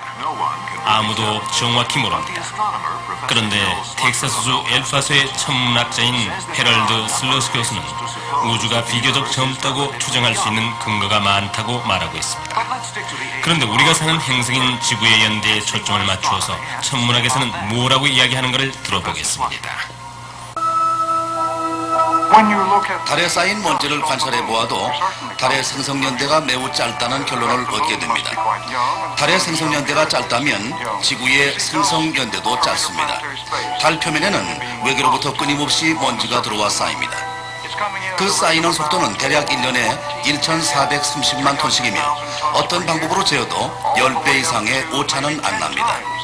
그래서 45억 년 또는 50억 년이 지난 후 달에 쌓이는 먼지는 대략 130에서 300m 두께여야 합니다. 그러나 달에는 대략 3mm에서 7.5cm의 먼지밖에 쌓여있지 않습니다.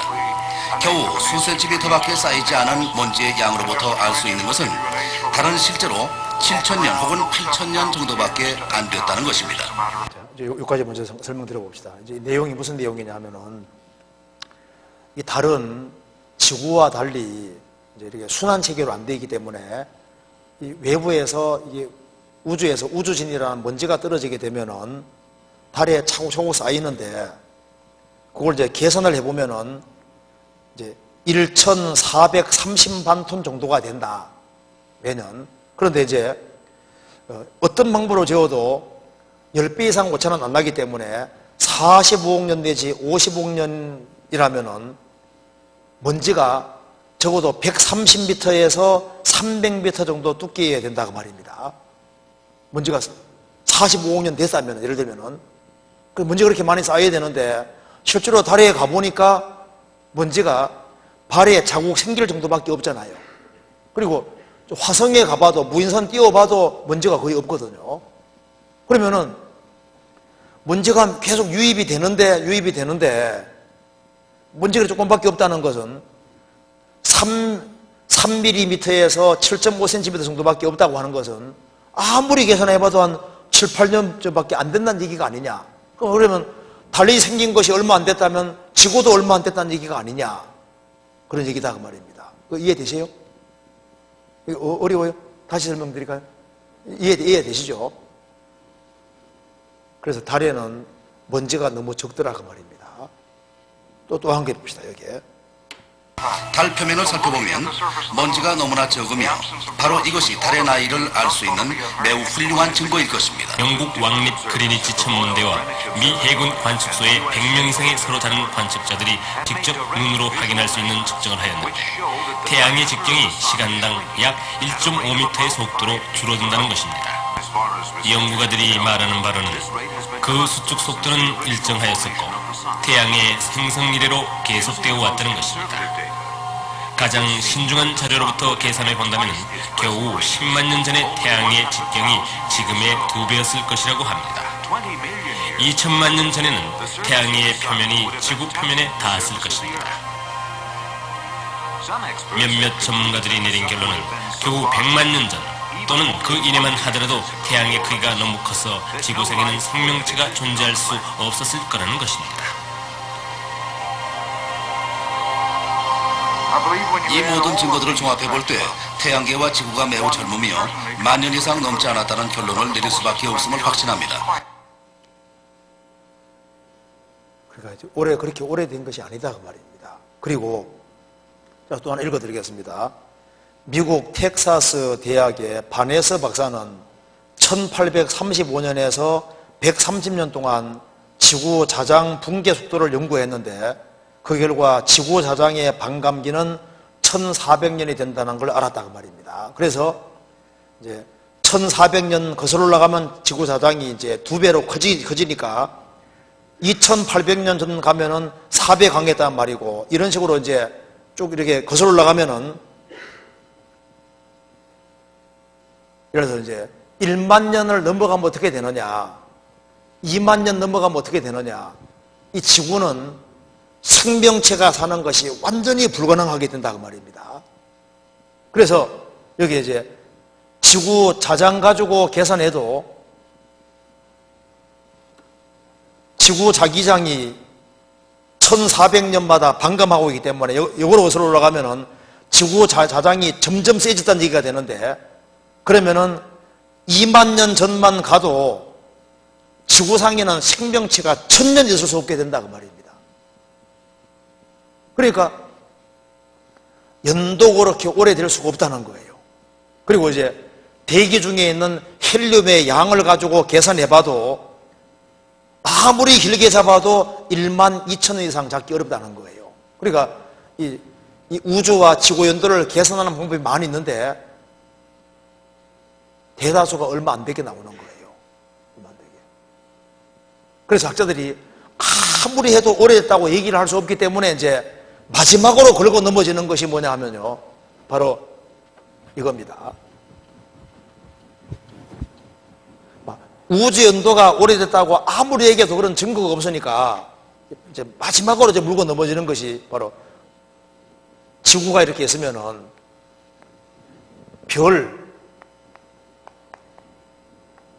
별이 지금 막 몇억 광년 전에서 온다고 하지 않습니까?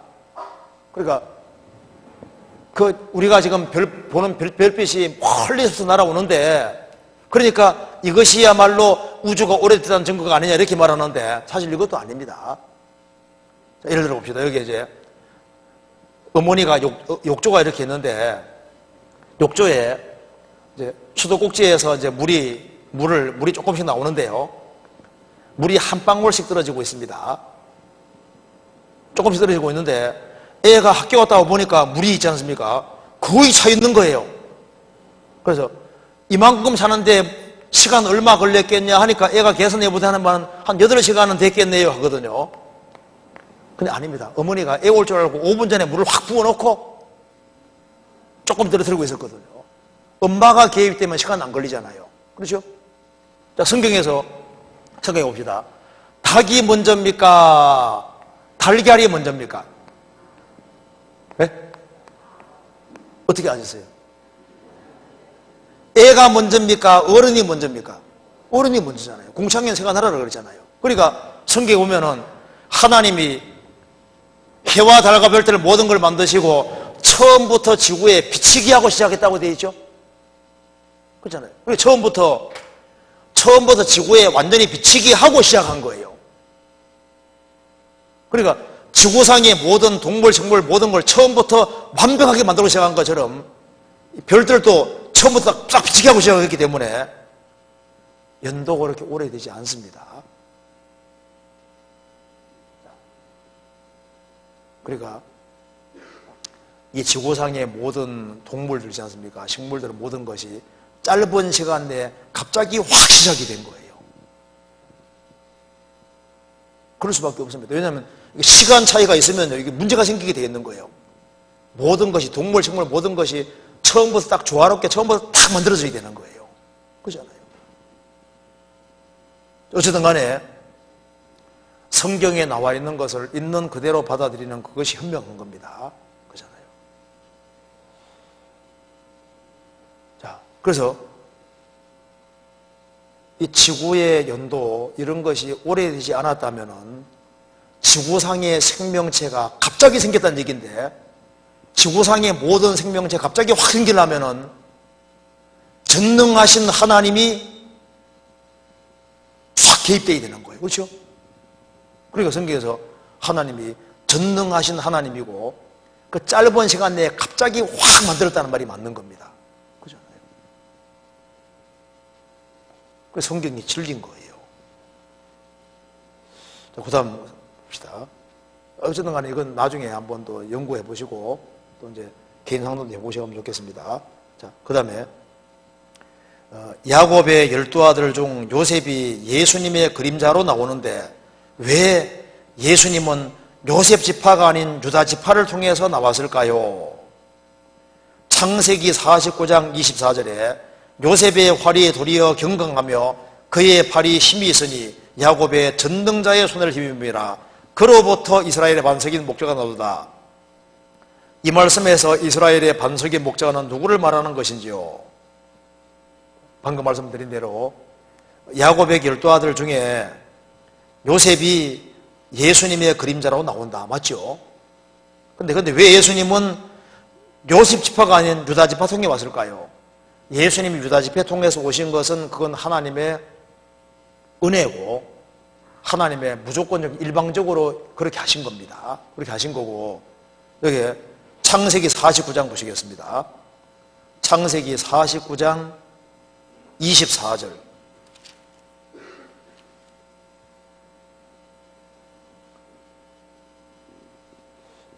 요셉의 활이 도리어 경강하며 그의 팔이 힘이 있으니 야곱의 전능자의 손을 힘입음이라 그로부터 이스라엘의 반석인 목자가 나도다.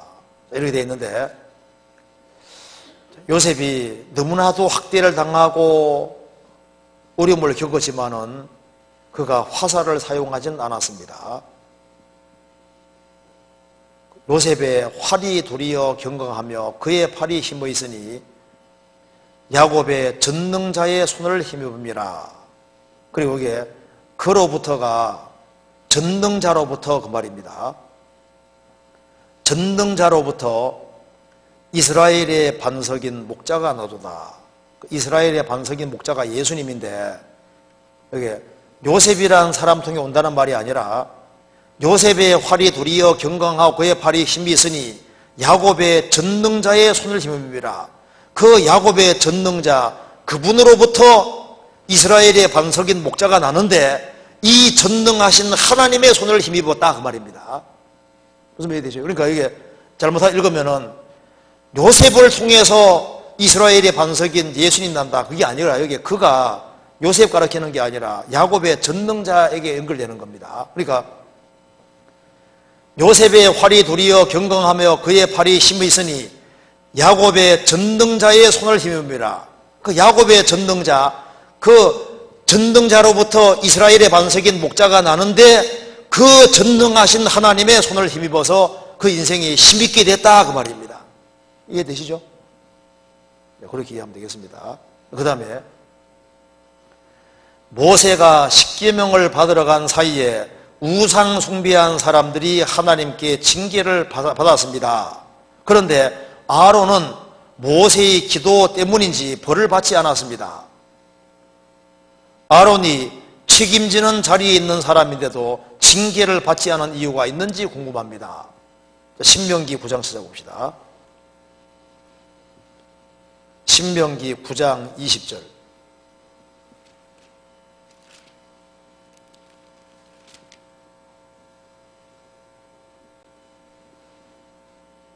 (20절에) 여호와께서도 아론에게 진노하사 그를 멸하려 하셨으므로 내가 그때에도 아론을 위하여 기도하고, 하나님께서 아론을 죽이려고 했는데 모세가 기도해서 하나님께서 진노하지 않고 살려주셨다, 그렇게 되어 있죠. 그런데 결국은 아론은 가나안 땅에 들어가지 못하고 죽습니다. 민수기 33장 보시겠습니다.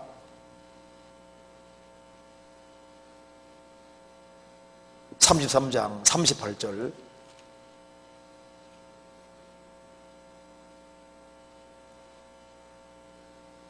(33장) 38절. 이스라엘 자손이 애굽 땅에서 나온 지 40년 5월 1일에 제사장 아론이 여호와의 명으로 호르산에 올라가 거기에서 죽었으니, 아론이 호르산에서 죽던 때엔 나이 123세였더라. 이게 하나 아셔야 될 것이 있습니다.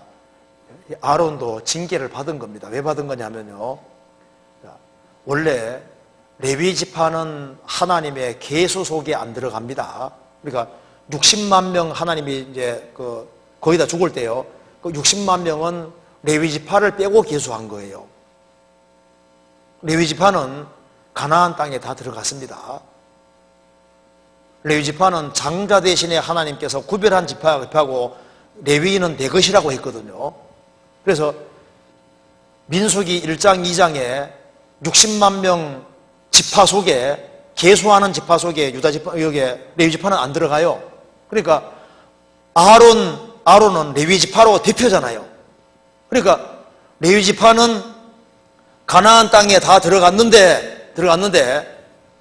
아론은 가나안 땅에 들어가지 못하고 가나안 땅 들어가기 전에 먼저 죽고, 모세도 못 들어갔죠.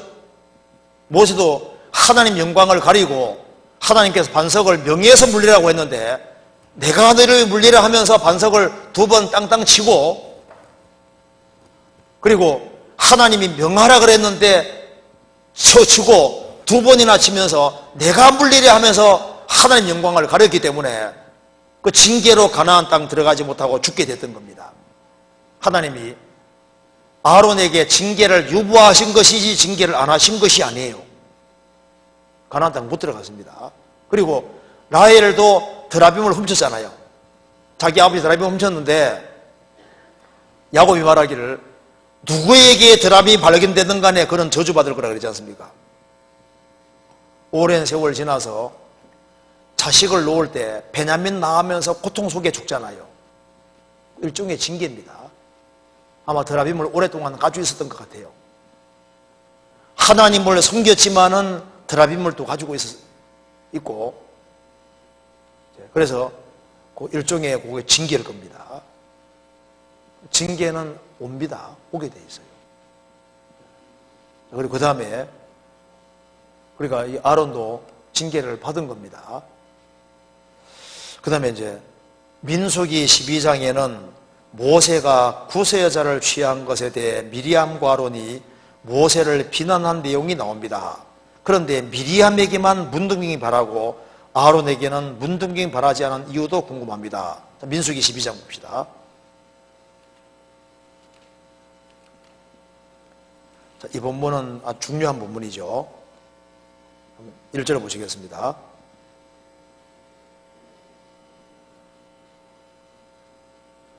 모세가 구스 여자를 취하였더니 구스 여자를 취하였으므로 미리암과 아론이 모세를 비방하니라. 그들이 이르되 여호와께서 모세와만 말씀하셨느냐? 우리와도 말씀하지 아니하셨느냐 하매 여호와께서 이 말을 들으셨도다. 이 사람 모세는 온유함이 지면의 모든 사람보다 승하더라. 5절 여호와께서 구름 기둥 가운데서 강림하사 장막문에 서시고 아론과 미리암을 부르시는지라. 그 두 사람이 나아가며 이르시되 내 말을 들으라. 너희 중에 선지자가 있으면 나 여호와가 이상으로 나를 그에게 알리기도 하고 꿈으로 그와 말하기도 하거니와 내 종 모세와는 그렇지 아니하니 그는 나의 온 집에 충성됨이니라. 그와는 내가 대면하여 명백히 말하고 은밀한 말로 아니하게 하며 또 그는 또 여호와의 형상을 보겠거늘 너희가 어찌하여 내 종 모세 비방하기를 두려워 아니하느냐. 여호와께서 그들을 향하여 진노하시고 떠나심에 구름이 장막 위에서 떠나갔고 미리암은 문둥병이 들려 눈과 같더라. 아론이 미리암을 본즉 문둥병이 들었는지라. 이 말씀에서요, 모세가 구수여인을 취한 것에 대해서 미리암과 아론이 비방했다. 성경이 말씀하기를 이 사람 모세는 온유함이 지면의 모든 사람보다 성하더라. 모세가 좀 과격한 사람이었습니다. 욱하고 그냥 애집 사람 죽이기도 했잖아요. 근데 왜 이렇게 온유하게 됐을까요? 40년 동안 양치는 생활을 해가지고 양같이 아주 사람이 아주 온순하게 바뀐 거예요. 온유하게 바뀐 겁니다. 대체로 짐승하고 오래 있는 사람은 대체로 온유합니다. 그런 거 있어요. 짐승을 키우는 사람들은 마음이 좀 그런 게 좀 있습니다. 모세는 40년 동안 양하고 살아서 아주 온유하게 바뀐 겁니다. 그죠? 그 온유함이 온 지면의 모든 사람보다 성하더라. 그런데 왜 여기에 미리암과 아론이 이제 모세를 비방했냐 하면은 미리암은 모세 누나잖아요. 모세 누나고 하나님의 구원 역사에 미리암도 쓰임을 받았습니다. 그러니까 이 성경에서도 미리암이 중요한 역할을 하고 있는데 미리암이 여자 선지자라고 성경에 나오잖아요. 출애굽기 15장 21, 21절에 모세의 누이 미리암이 선지자라고 했습니다. 찾아볼까요? 잠깐 찾아봅시다. 신앙적으로 좀 뛰어났던 것 같습니다. 출애굽기 15장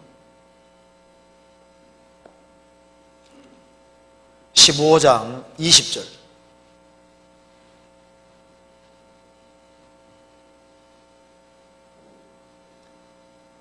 아론의 누이 선지자 미리암이 손에 소고를 잡으며 모든 여인도 그를 따라 나오며 소고를 잡고 춤추니 이 말씀 보면은 아론의 누이 선지자 미리암이 이리 돼 있죠. 미리암이 선지자고, 그래서 너희 중 선지자가 있으면, 민수기로 나와 있죠. 너희 중 선지자가 있으면은 내가 이상으로 하나님을 알리기도 하고 꿈으로도 그에게 말하기도 했다. 그런데 모세와는 그렇지 않다고 했습니다. 이 당시에 모세만큼 위대한 선지자는 없는 거예요. 그런데 모세하고 미리암이 가까이 있는데 이 모세가 이제 갈 상자에 담겨져서 죽을 위기에 있을 때 달려가서 에집트 공주하고 연결도 시켜주고 공이 많잖아요. 또 미리암은 모세 누나기도 하고 발언권이 좀 있다 그 말입니다. 그러니까 모세가 구수여인 취했으니까 구수여인 취한 것이 분명히 죄는 아니었을 겁니다. 왜냐하면 죄였다면요 하나님이 분명히 지적을 했을 텐데, 덕스럽지 여자들이 많은데 구수여인 취했을 때 구수여인이 분명히 믿음의 사람이었을 겁니다. 그리고 아마 그 십보라가 죽었기 때문에 취했을 수도 있는데요. 그래서 이제 여러 가지 이유가 있었을 겁니다. 그런데 여인들이 많이 있는데 구수여자 취했으니까 죄는 아닌데 덕스럽지 못한 것은 있었을 거다 그 말입니다. 그걸 이용해서 모세를 비방했는데 비방한 이유가 뭘까요? 이유가 답이 나와 있잖아요. 2절에 그들이 이르되 여호와께서 모세와만 말씀하셨느냐? 우리와도 말씀하지 아니하셨느냐? 니나 내나 똑같아 그 말이잖아요.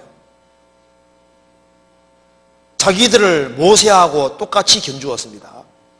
그러니까 시기 때문에 모세만 존경받는 것처럼 보이니까 우리는 뭐냐 그 말입니다. 그러니까 모세가 높임을 받는 것처럼 보이고 자기들은 두각을 못 나타낸다 생각하니까 시기 질투가 있는 거예요. 그래서 이제 모세를 깎아내리려고 모세를 비방했다 그 말입니다. 그러니까 이 바탕에는 뭐가 있는 겁니까? 시기, 질투가 있는 거예요. 내 동생인데 아론은 형이고 미리암은 누나인데 하나님이 모세와 말씀했느냐? 우리와도 말씀하고 하지 않았느냐? 니나 내나 무슨 별 차이가 있냐? 교만해진 겁니다. 이제 그래서 이제 하나님 이제 혼이 나죠. 하나님 누굴 꾸짖었냐 하면은 모세를 꾸짖은 게 아니잖아요. 그럼 왜 하나님께서 이걸 아주 음하게 대했냐 하면은 미리암과 이 아론이요 모세를 대적해서 모세 권위를 실추시키면 어떻게 되는 겁니까? 시키면 이스라엘 백성들 전체에 문제가 생기게 되는 거예요. 그렇지 않습니까?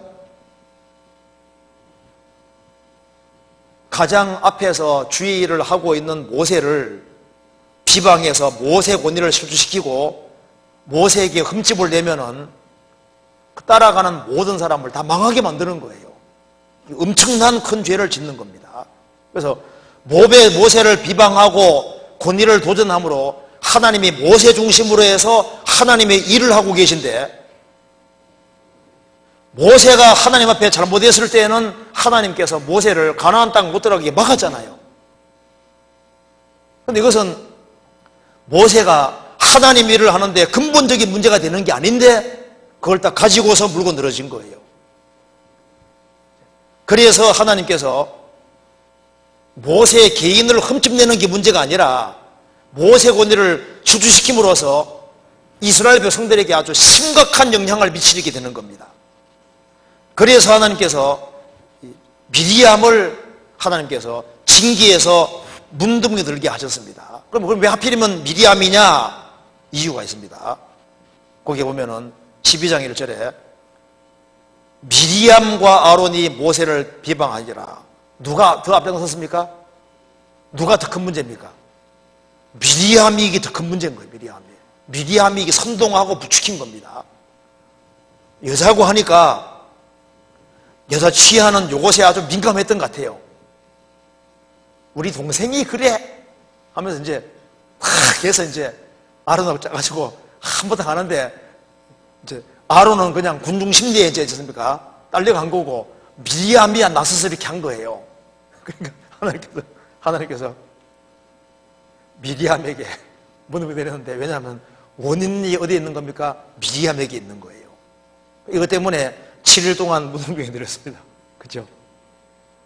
아니, 누가 웃는 사람이 있어가 저도 웃는 사람이 있어가 저도 웃느라고. 그래서 여기에 참 이것이 우리 신앙생활에서도 아주 중요한 문제가 있습니다. 이스라엘 속에 하나님이 주인으로 계셨지 않습니까? 모세도 쓰임받는 부분인데 그래서 어떤 시기 질투 때문에 그 흠집을 낼 때 그게 얼마나 큰 죄가 되는지를 보여주고 있는 겁니다. 우리가 이 부분에 대해서 생각을 잘 할 필요가 있습니다. 우리가 이 교회 안에서 하나님의 충성된 사람을 사용하시잖아요.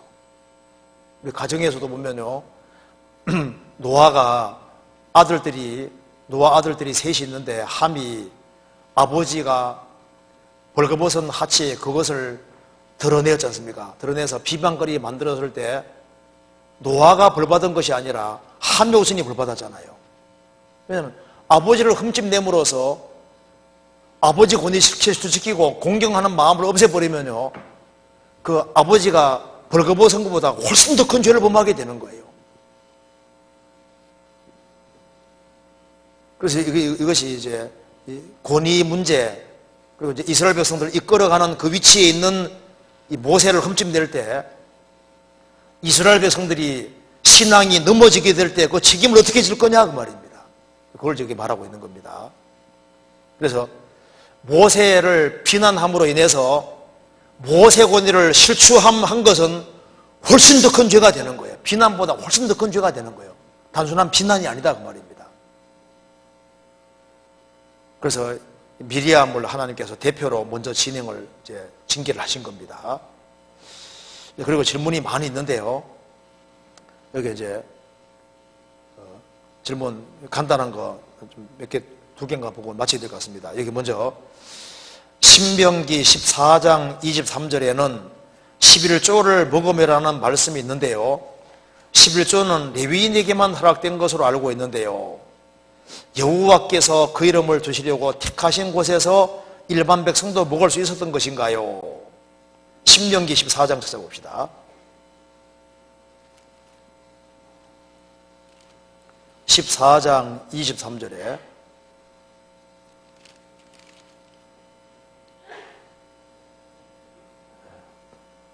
22절 너는 마땅히 매년에 토지수산의 11조를 드릴 것이며 내 하나님 여호와 곧 여호와께서 그 이름을 두시려고 택하신 곳에서 내 곡식과 포도주와 기름의 11조를 먹으며 또 내 우양에 처음 난 것을 먹고 내 하나님 여호와 경외하기를 항상 배울 것이니라. 여기 말씀한 대로 11조는 바치면 레위인이 그걸 사용했는데 여기 일반 백성들도 11조를 먹으며 했으니까 일반 백성들도 그 11조를 먹는 것이 아니냐 하는데 아니고 이렇게 되는 겁니다. 아주 간단하게 제가 정리했는데 이거 한번 봅시다. 여기 이스라엘의 11조가 세 종류가 있습니다. 첫째, 하나님께 바치는 11조, 이걸 제1의 11조 혹은 기본 11조라고 하는 것이 하나 있고, 두 번째는 이제 여호와의 택하신 곳에서 가족들과 함께 먹고 즐기는 11조가 있는데 이것은 제2의 11조 혹은 축제 11조라고 하는데요. 이제 먼저 10분의 1을 바치고 난 이후에 그 10분의 9에서 또 10분의 1을 잘라가지고 이제 그걸 11조를 그 가져가서 하나님 앞에 가서 먹고 마시고 즐기는 거예요. 두 번째 11조고 세 번째 11조는 가난한 자를 위해 드리는 11조가 따로 있었습니다. 그래서 이제 몇 년 동안 이렇게 자기 가지고 있는 것에서 또 10분의 1을 잘라가지고 그걸 가난한 사람에게 사용했는데 그것을 제3의 11조, 자선 11조라고 하는데 원래 11조가 원래 3개가 있는 거예요. 이스라엘 기록에도 정확히 이렇게 나오거든요. 11조가 3개가 있습니다. 그러니까 지금 그래서 11조 먹는 것은 이걸 말하는 겁니다. 10분의 1을 하나님께 드리고 난 이후에 그 나머지 10분의 9 그걸 가지고서 거기에서 또 11조를 잘라가지고 그걸 가지고 가서 하나님 앞에서 먹고 마시고 즐겼던 겁니다. 그렇게 이해를 하면 되겠습니다. 그리고 여기에 그 다음 질문 중에 아주 간단한 걸 레위기 12장을 읽다가 궁금한 부분이 있어 질문 드립니다. 레위기 12장 찾아봅시다. 12장 2절 찾아봅시다. 이거 궁금하다고 했습니다. 레위기 12장 2절에 이스라엘 자손에게 고하여라. 여인이 잉태하여 남자를 낳았으면 그는 7일 동안 부정하리니 곧 경도할 때와 같이 부정할 것이요 제8일에는 그 아이 양피를 뵐 것이요 그 여인은 오히려 33일이 지나야 사늘이 깨끗하리니 정결케 되는 기간이 차기 전에는 성물을 만지지도 말며 성소에 들어가지도 말 것이요 여자를 낳으면 그는 27일 동안 부정하리니 경도할 때와 같을 것이며 사늘이 깨끗하게 되면 66일이 지나야 하리라. 이렇게 되어 있다 그 말입니다. 첫째 질문은 레위기 12장에 보면 남자아이를 8일 만에 포경수술을 하라고 했는데 8일 만에 하는 것이 의학적으로 어떤 이유가 있었는지요. 요즘 시대에도 8일 만에 수술하는 것이 좋은 것인지요? 이스라엘 8일 만에 할례 시켰는데 이유가 있죠? 이거 한번 봅시다. 8일 만에 할례를 행했는데 잘 아실 겁니다. 여기 봅시다. 이스라엘은 8일 만에 할례를 주는데요. 이 앞에 그 양피 베는 겁니다. 하나님의 할례 처방, 유대인 안에 자궁암 극히 적어 8일째 혈액 응고인자 최고치다. 그래서 여기에 혈액 응고인자 프로토론빈이 생후 3일째는 정상인의 33% 되며 점점 증가하여 생후 8일째는 정상인의 110%가 돼 일생 중 가장 높은 때이고 다시 그 다음에 감소한다는 겁니다. 그래서 할례 받을 때 8일에 받는 것이 가장 타이밍이 딱 맞는 때라고 하는 게 밝혀진다고 말입니다. 그 성경에서 하나님이 할례할 때 8일 만에 하겠느냐, 8일 때 하는 것이 제일 유리하다고 말입니다. 피가 가장 빨리 응고되는 거예요. 요즘은 뭐 의학이 발달했으니까 8일 만에 수술 안 하든 관계없을지 몰라도요. 옛날에는요, 지금 같은 의술이 없지 않습니까? 그래서 피를 가장 빨리 먹게 하고 가장 좋을 때가 곧 8일째 딱 할례하면은 혈액 그것이 이렇게 프로트럼빈 혈액 응고를 가장 빨리 시킬 수 있기 때문에 가장 빨리 아물어 버리는 거예요. 그래서 시기적으로 제일 적당하다는 겁니다. 그리고 이제 그 다음에 질문이 남자아이를 낳으면 산모가 33일이 지나야 산일이 기껏해지고 여전하면은 66일이라고 했는데 더블이다 그 말입니다. 성별 기간에 차이가 있는 이유와 33일, 66일에 어떤 차이가 있는지 궁금합니다. 여기 성경에 말씀하기를 남자가 태어나면은 7일 부정하고 여자가 태어나면은 27일, 14일 부정하다 그랬죠. 왜 부정하다는 말이 나올까요? 성경에 나와 있습니다. 시편 51편에 내가 죄악 중에 출생하였으며 모친이 죄 중에 나를 잉태하였나이다. 자, 여자에게 사람이 태어날 때 깨끗하지 않습니다. 성경 한번 찾아봅시다. 욥기 25장. 욥기 25장 보세요.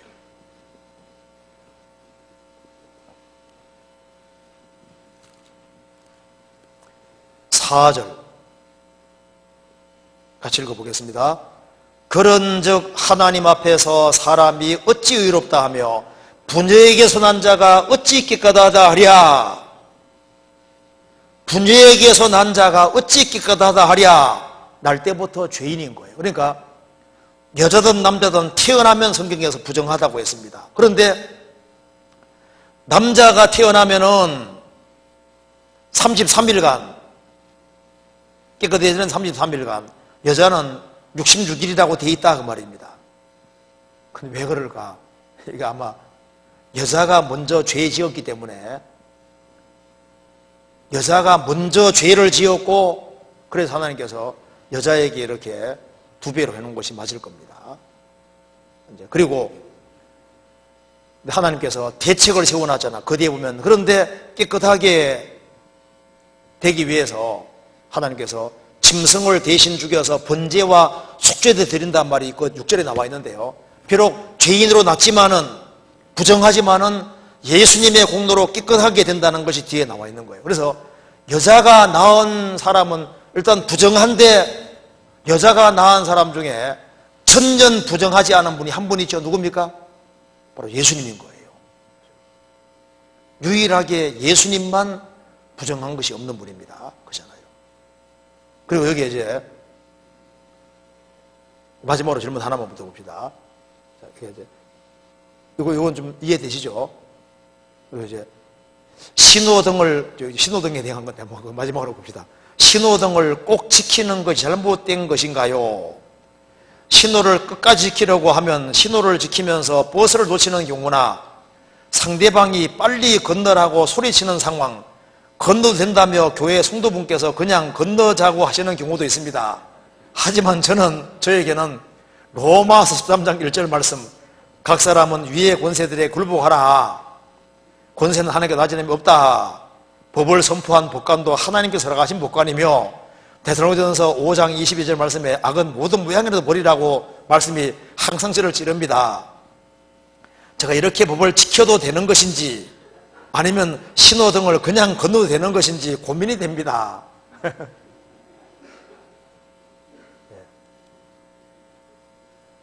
이런 경우가 있을 수 있죠. 자, 그런데 어떻게 하면 좋을까요? 이걸 예배적인 경우는 항상 있을 수 있는 겁니다. 그렇잖아요. 어떤 경우는 벌금 낼 걸 각오하고도 빨리 가야 되는 경우가 있을 수 있잖아요. 벌금 내는 것보다 훨씬 더 중요한 일이 있을 수 있거든요. 그렇잖아요. 그런데 예외적인 케이스를 제외하고는 기본 규칙은 지켜주는 것이 그게 잘하는 거예요. 그것이 다른 사람에게도 도움이 되게 되어 있습니다. 그래서 만일 크리스찬이라고 하면서 기본 법규 같은 걸 이렇게 어기고 이렇게 하면요, 저 사람이 크리스찬이라면서 일반 사람들이 이해를 못하게 됩니다. 그게 이제 전도되는데 장애가 될 수 있어요. 그렇잖아요. 무슨 누가 죽어가고 있는데 막 신호등 뭘 안 어기면 못 살릴 경우 신호등 어길 수도 있지 않습니까? 근데 그거는요 예외적인 경우가 있을 수 있는데 기본 규칙은 지키려고 하는 것이 필요합니다. 그리고 보는 사람이 없어도 지키려고 하는 것이 그게 잘한다고 할 수 있는 거예요. 왜냐하면은 그 사소한 것에 세심한 주의를 하는 사람은 보면요 상당히 절제력이 있어요. 그런데 이 사소한 걸 쉽게 어기는 사람 보면요 나중에 큰 것도 잘 어긴다니까요. 그래서 도둑은 신발이 흐트러진 집은 딱 이제 털으려고 교회 간다 그러잖아요. 딱 보니까 신발이 딱 전동 딱 돼 있는 집은요 일단은 이제 잘 안 한다고 하지 않습니까? 신발이 딱 흐트러져 있으면요 이 허점이 많다고 생각하는 거예요. 그런 집은요 문단수도 제대로 안 했다고 생각하니까 뭔가 틈이 있다 그 말입니다. 평상시에 이 조그만 것에 대해서도 신경을 쓰는 것이 그게 덕을 세우는 데 필요합니다. 그래서 모든 것이 가하나 모든 것이 덕을 세우는 것이 아니다. 그래서 자기 유익을 구치 말고 다른 사람의 유익을 구하라고 말씀하고 있는 겁니다. 그래서 기본 규칙을 지켜주는 것이 좋은 거예요. 그래서 스페인 속담에는 조금의 길은 멸망의 길로 간다고 했습니다. 조금은 괜찮지. 조금은 어겨도 괜찮지. 그래서 기본 법규를 잘 지키는 사람하고 안 지키는 사람이 교통사고 당할 확률이 더 많습니다. 그렇지 않습니까? 예상치 못하게 차가 들어올 수도 있는 거니까. 그래서 이 작은 것이 중요해요. 100원짜리 동전 작은 것처럼 보이지만 옛날에요 전화 걸 때 100원짜리 동전 그거 참 요긴 하잖아요. 지폐가 아무리 많아도 급할 때는 동전이 필요한 거예요. 동전이. 작은 것이라고 무시하는 것은 합당치 않을 겁니다. 우리 잘 아는 사람 중에 하나 몽골에 이제 몽골족이 세운 것이 원나라지 않습니까? 원나라를 멸망시키고 원나라를 멸망시키고 명나라를 세운 사람이 주원장이라는 사람인데요. 주원장이 마지막 중요한 전투를 치룰 때 전쟁하라고 하는데 이것이 아주 마지막 중요한 전쟁인 겁니다. 그런데 우리가 길 중앙에서 우리가 새끼를 부화시키고 있는 거예요. 그래서 전쟁하느라 급했지만은 주원장이 일단은 중지다. 우리가 부화 다 하고 갈 때까지 기다리자. 그것 때문에 막 군사들이 막 아주 굉장히 이렇게 분해하고 하는데도 불구하고 꼭 참고 오지 않습니까? 이제 끝날 때까지 기다린 겁니다. 그러고 난 다음에 전쟁으로 갔는데 이상하게 그 소문이 퍼져서 그 적의 장군들이요 일로 막 투항하는 거예요. 야, 이 우리 하나도 이렇게 존중히 여기는 사람 이 편에 서는 것이 유리하다 해서 있지 않습니까? 일로 와서 거의 전쟁 치르지도 않은 식으로 해서 넘어오게 된 거예요. 그래서 이 사람이 결정적인 전투에서 승리하고 황제가 되는데 중요한 역할을 한 것이 오리 한 마리라고 해요. 오리. 그거 그냥 짓밟고 지나가지 않고 기다려준 그 조그만 것 때문에 명나라 황제가 됩니다. 주원장. 중요한 역할을 하는 거예요. 조만한 거, 짜잘한 거 하나가 전도되는데 도움될 수도 있습니다. 그러니까 이제 말을 함부로 하는 것이 그거 하나도 이제 전도되는 장이 되잖아요. 교통법 막 우기고 하면요. 벌써 속으로 누가 판단할지도 모르잖아요. 그래서 가능하면 규칙을 지키고 그리고 이제 내가 벌금문은 뭐 교통성경 있어가지고 벌금문이 있다 할지라도 너무 급해가지고 벌금 물 걸 각오하고는 뭐 이제 할 수도 있을지도 모릅니다. 왜냐하면 벌금은 왜 있냐 하면 너 어기면은 어길 때는 벌금 물고 어기라 그런 뜻이잖아요. 그죠? 교통법규 어길 때는요 벌금 물 걸 각오하라 그 뜻이잖아요.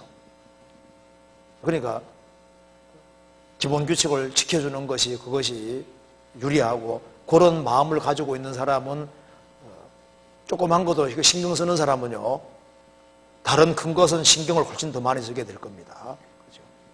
근데 질문이 많이 있는데 시간이 많이 지났기 때문에 여기까지 하고 또 다음번에 하도록 하겠습니다. 같이 기도하시겠습니다. 자비로우신 우리 아버지 하나님, 저희들을 주님의 보배로운 피로 구원해 주신 것을 진심으로 감사합니다. 주님께서 우리를 구원해 주신 그 크신 은혜와 사랑을 인하여 진심으로 감사드립니다. 저희들을 마음을 일깨워 주시고 주님 안에서 귀한 인생을 살 수 있도록 도와주시옵소서. 오늘 나머지 모든 시간도 도와주시고 인도해 주옵소서.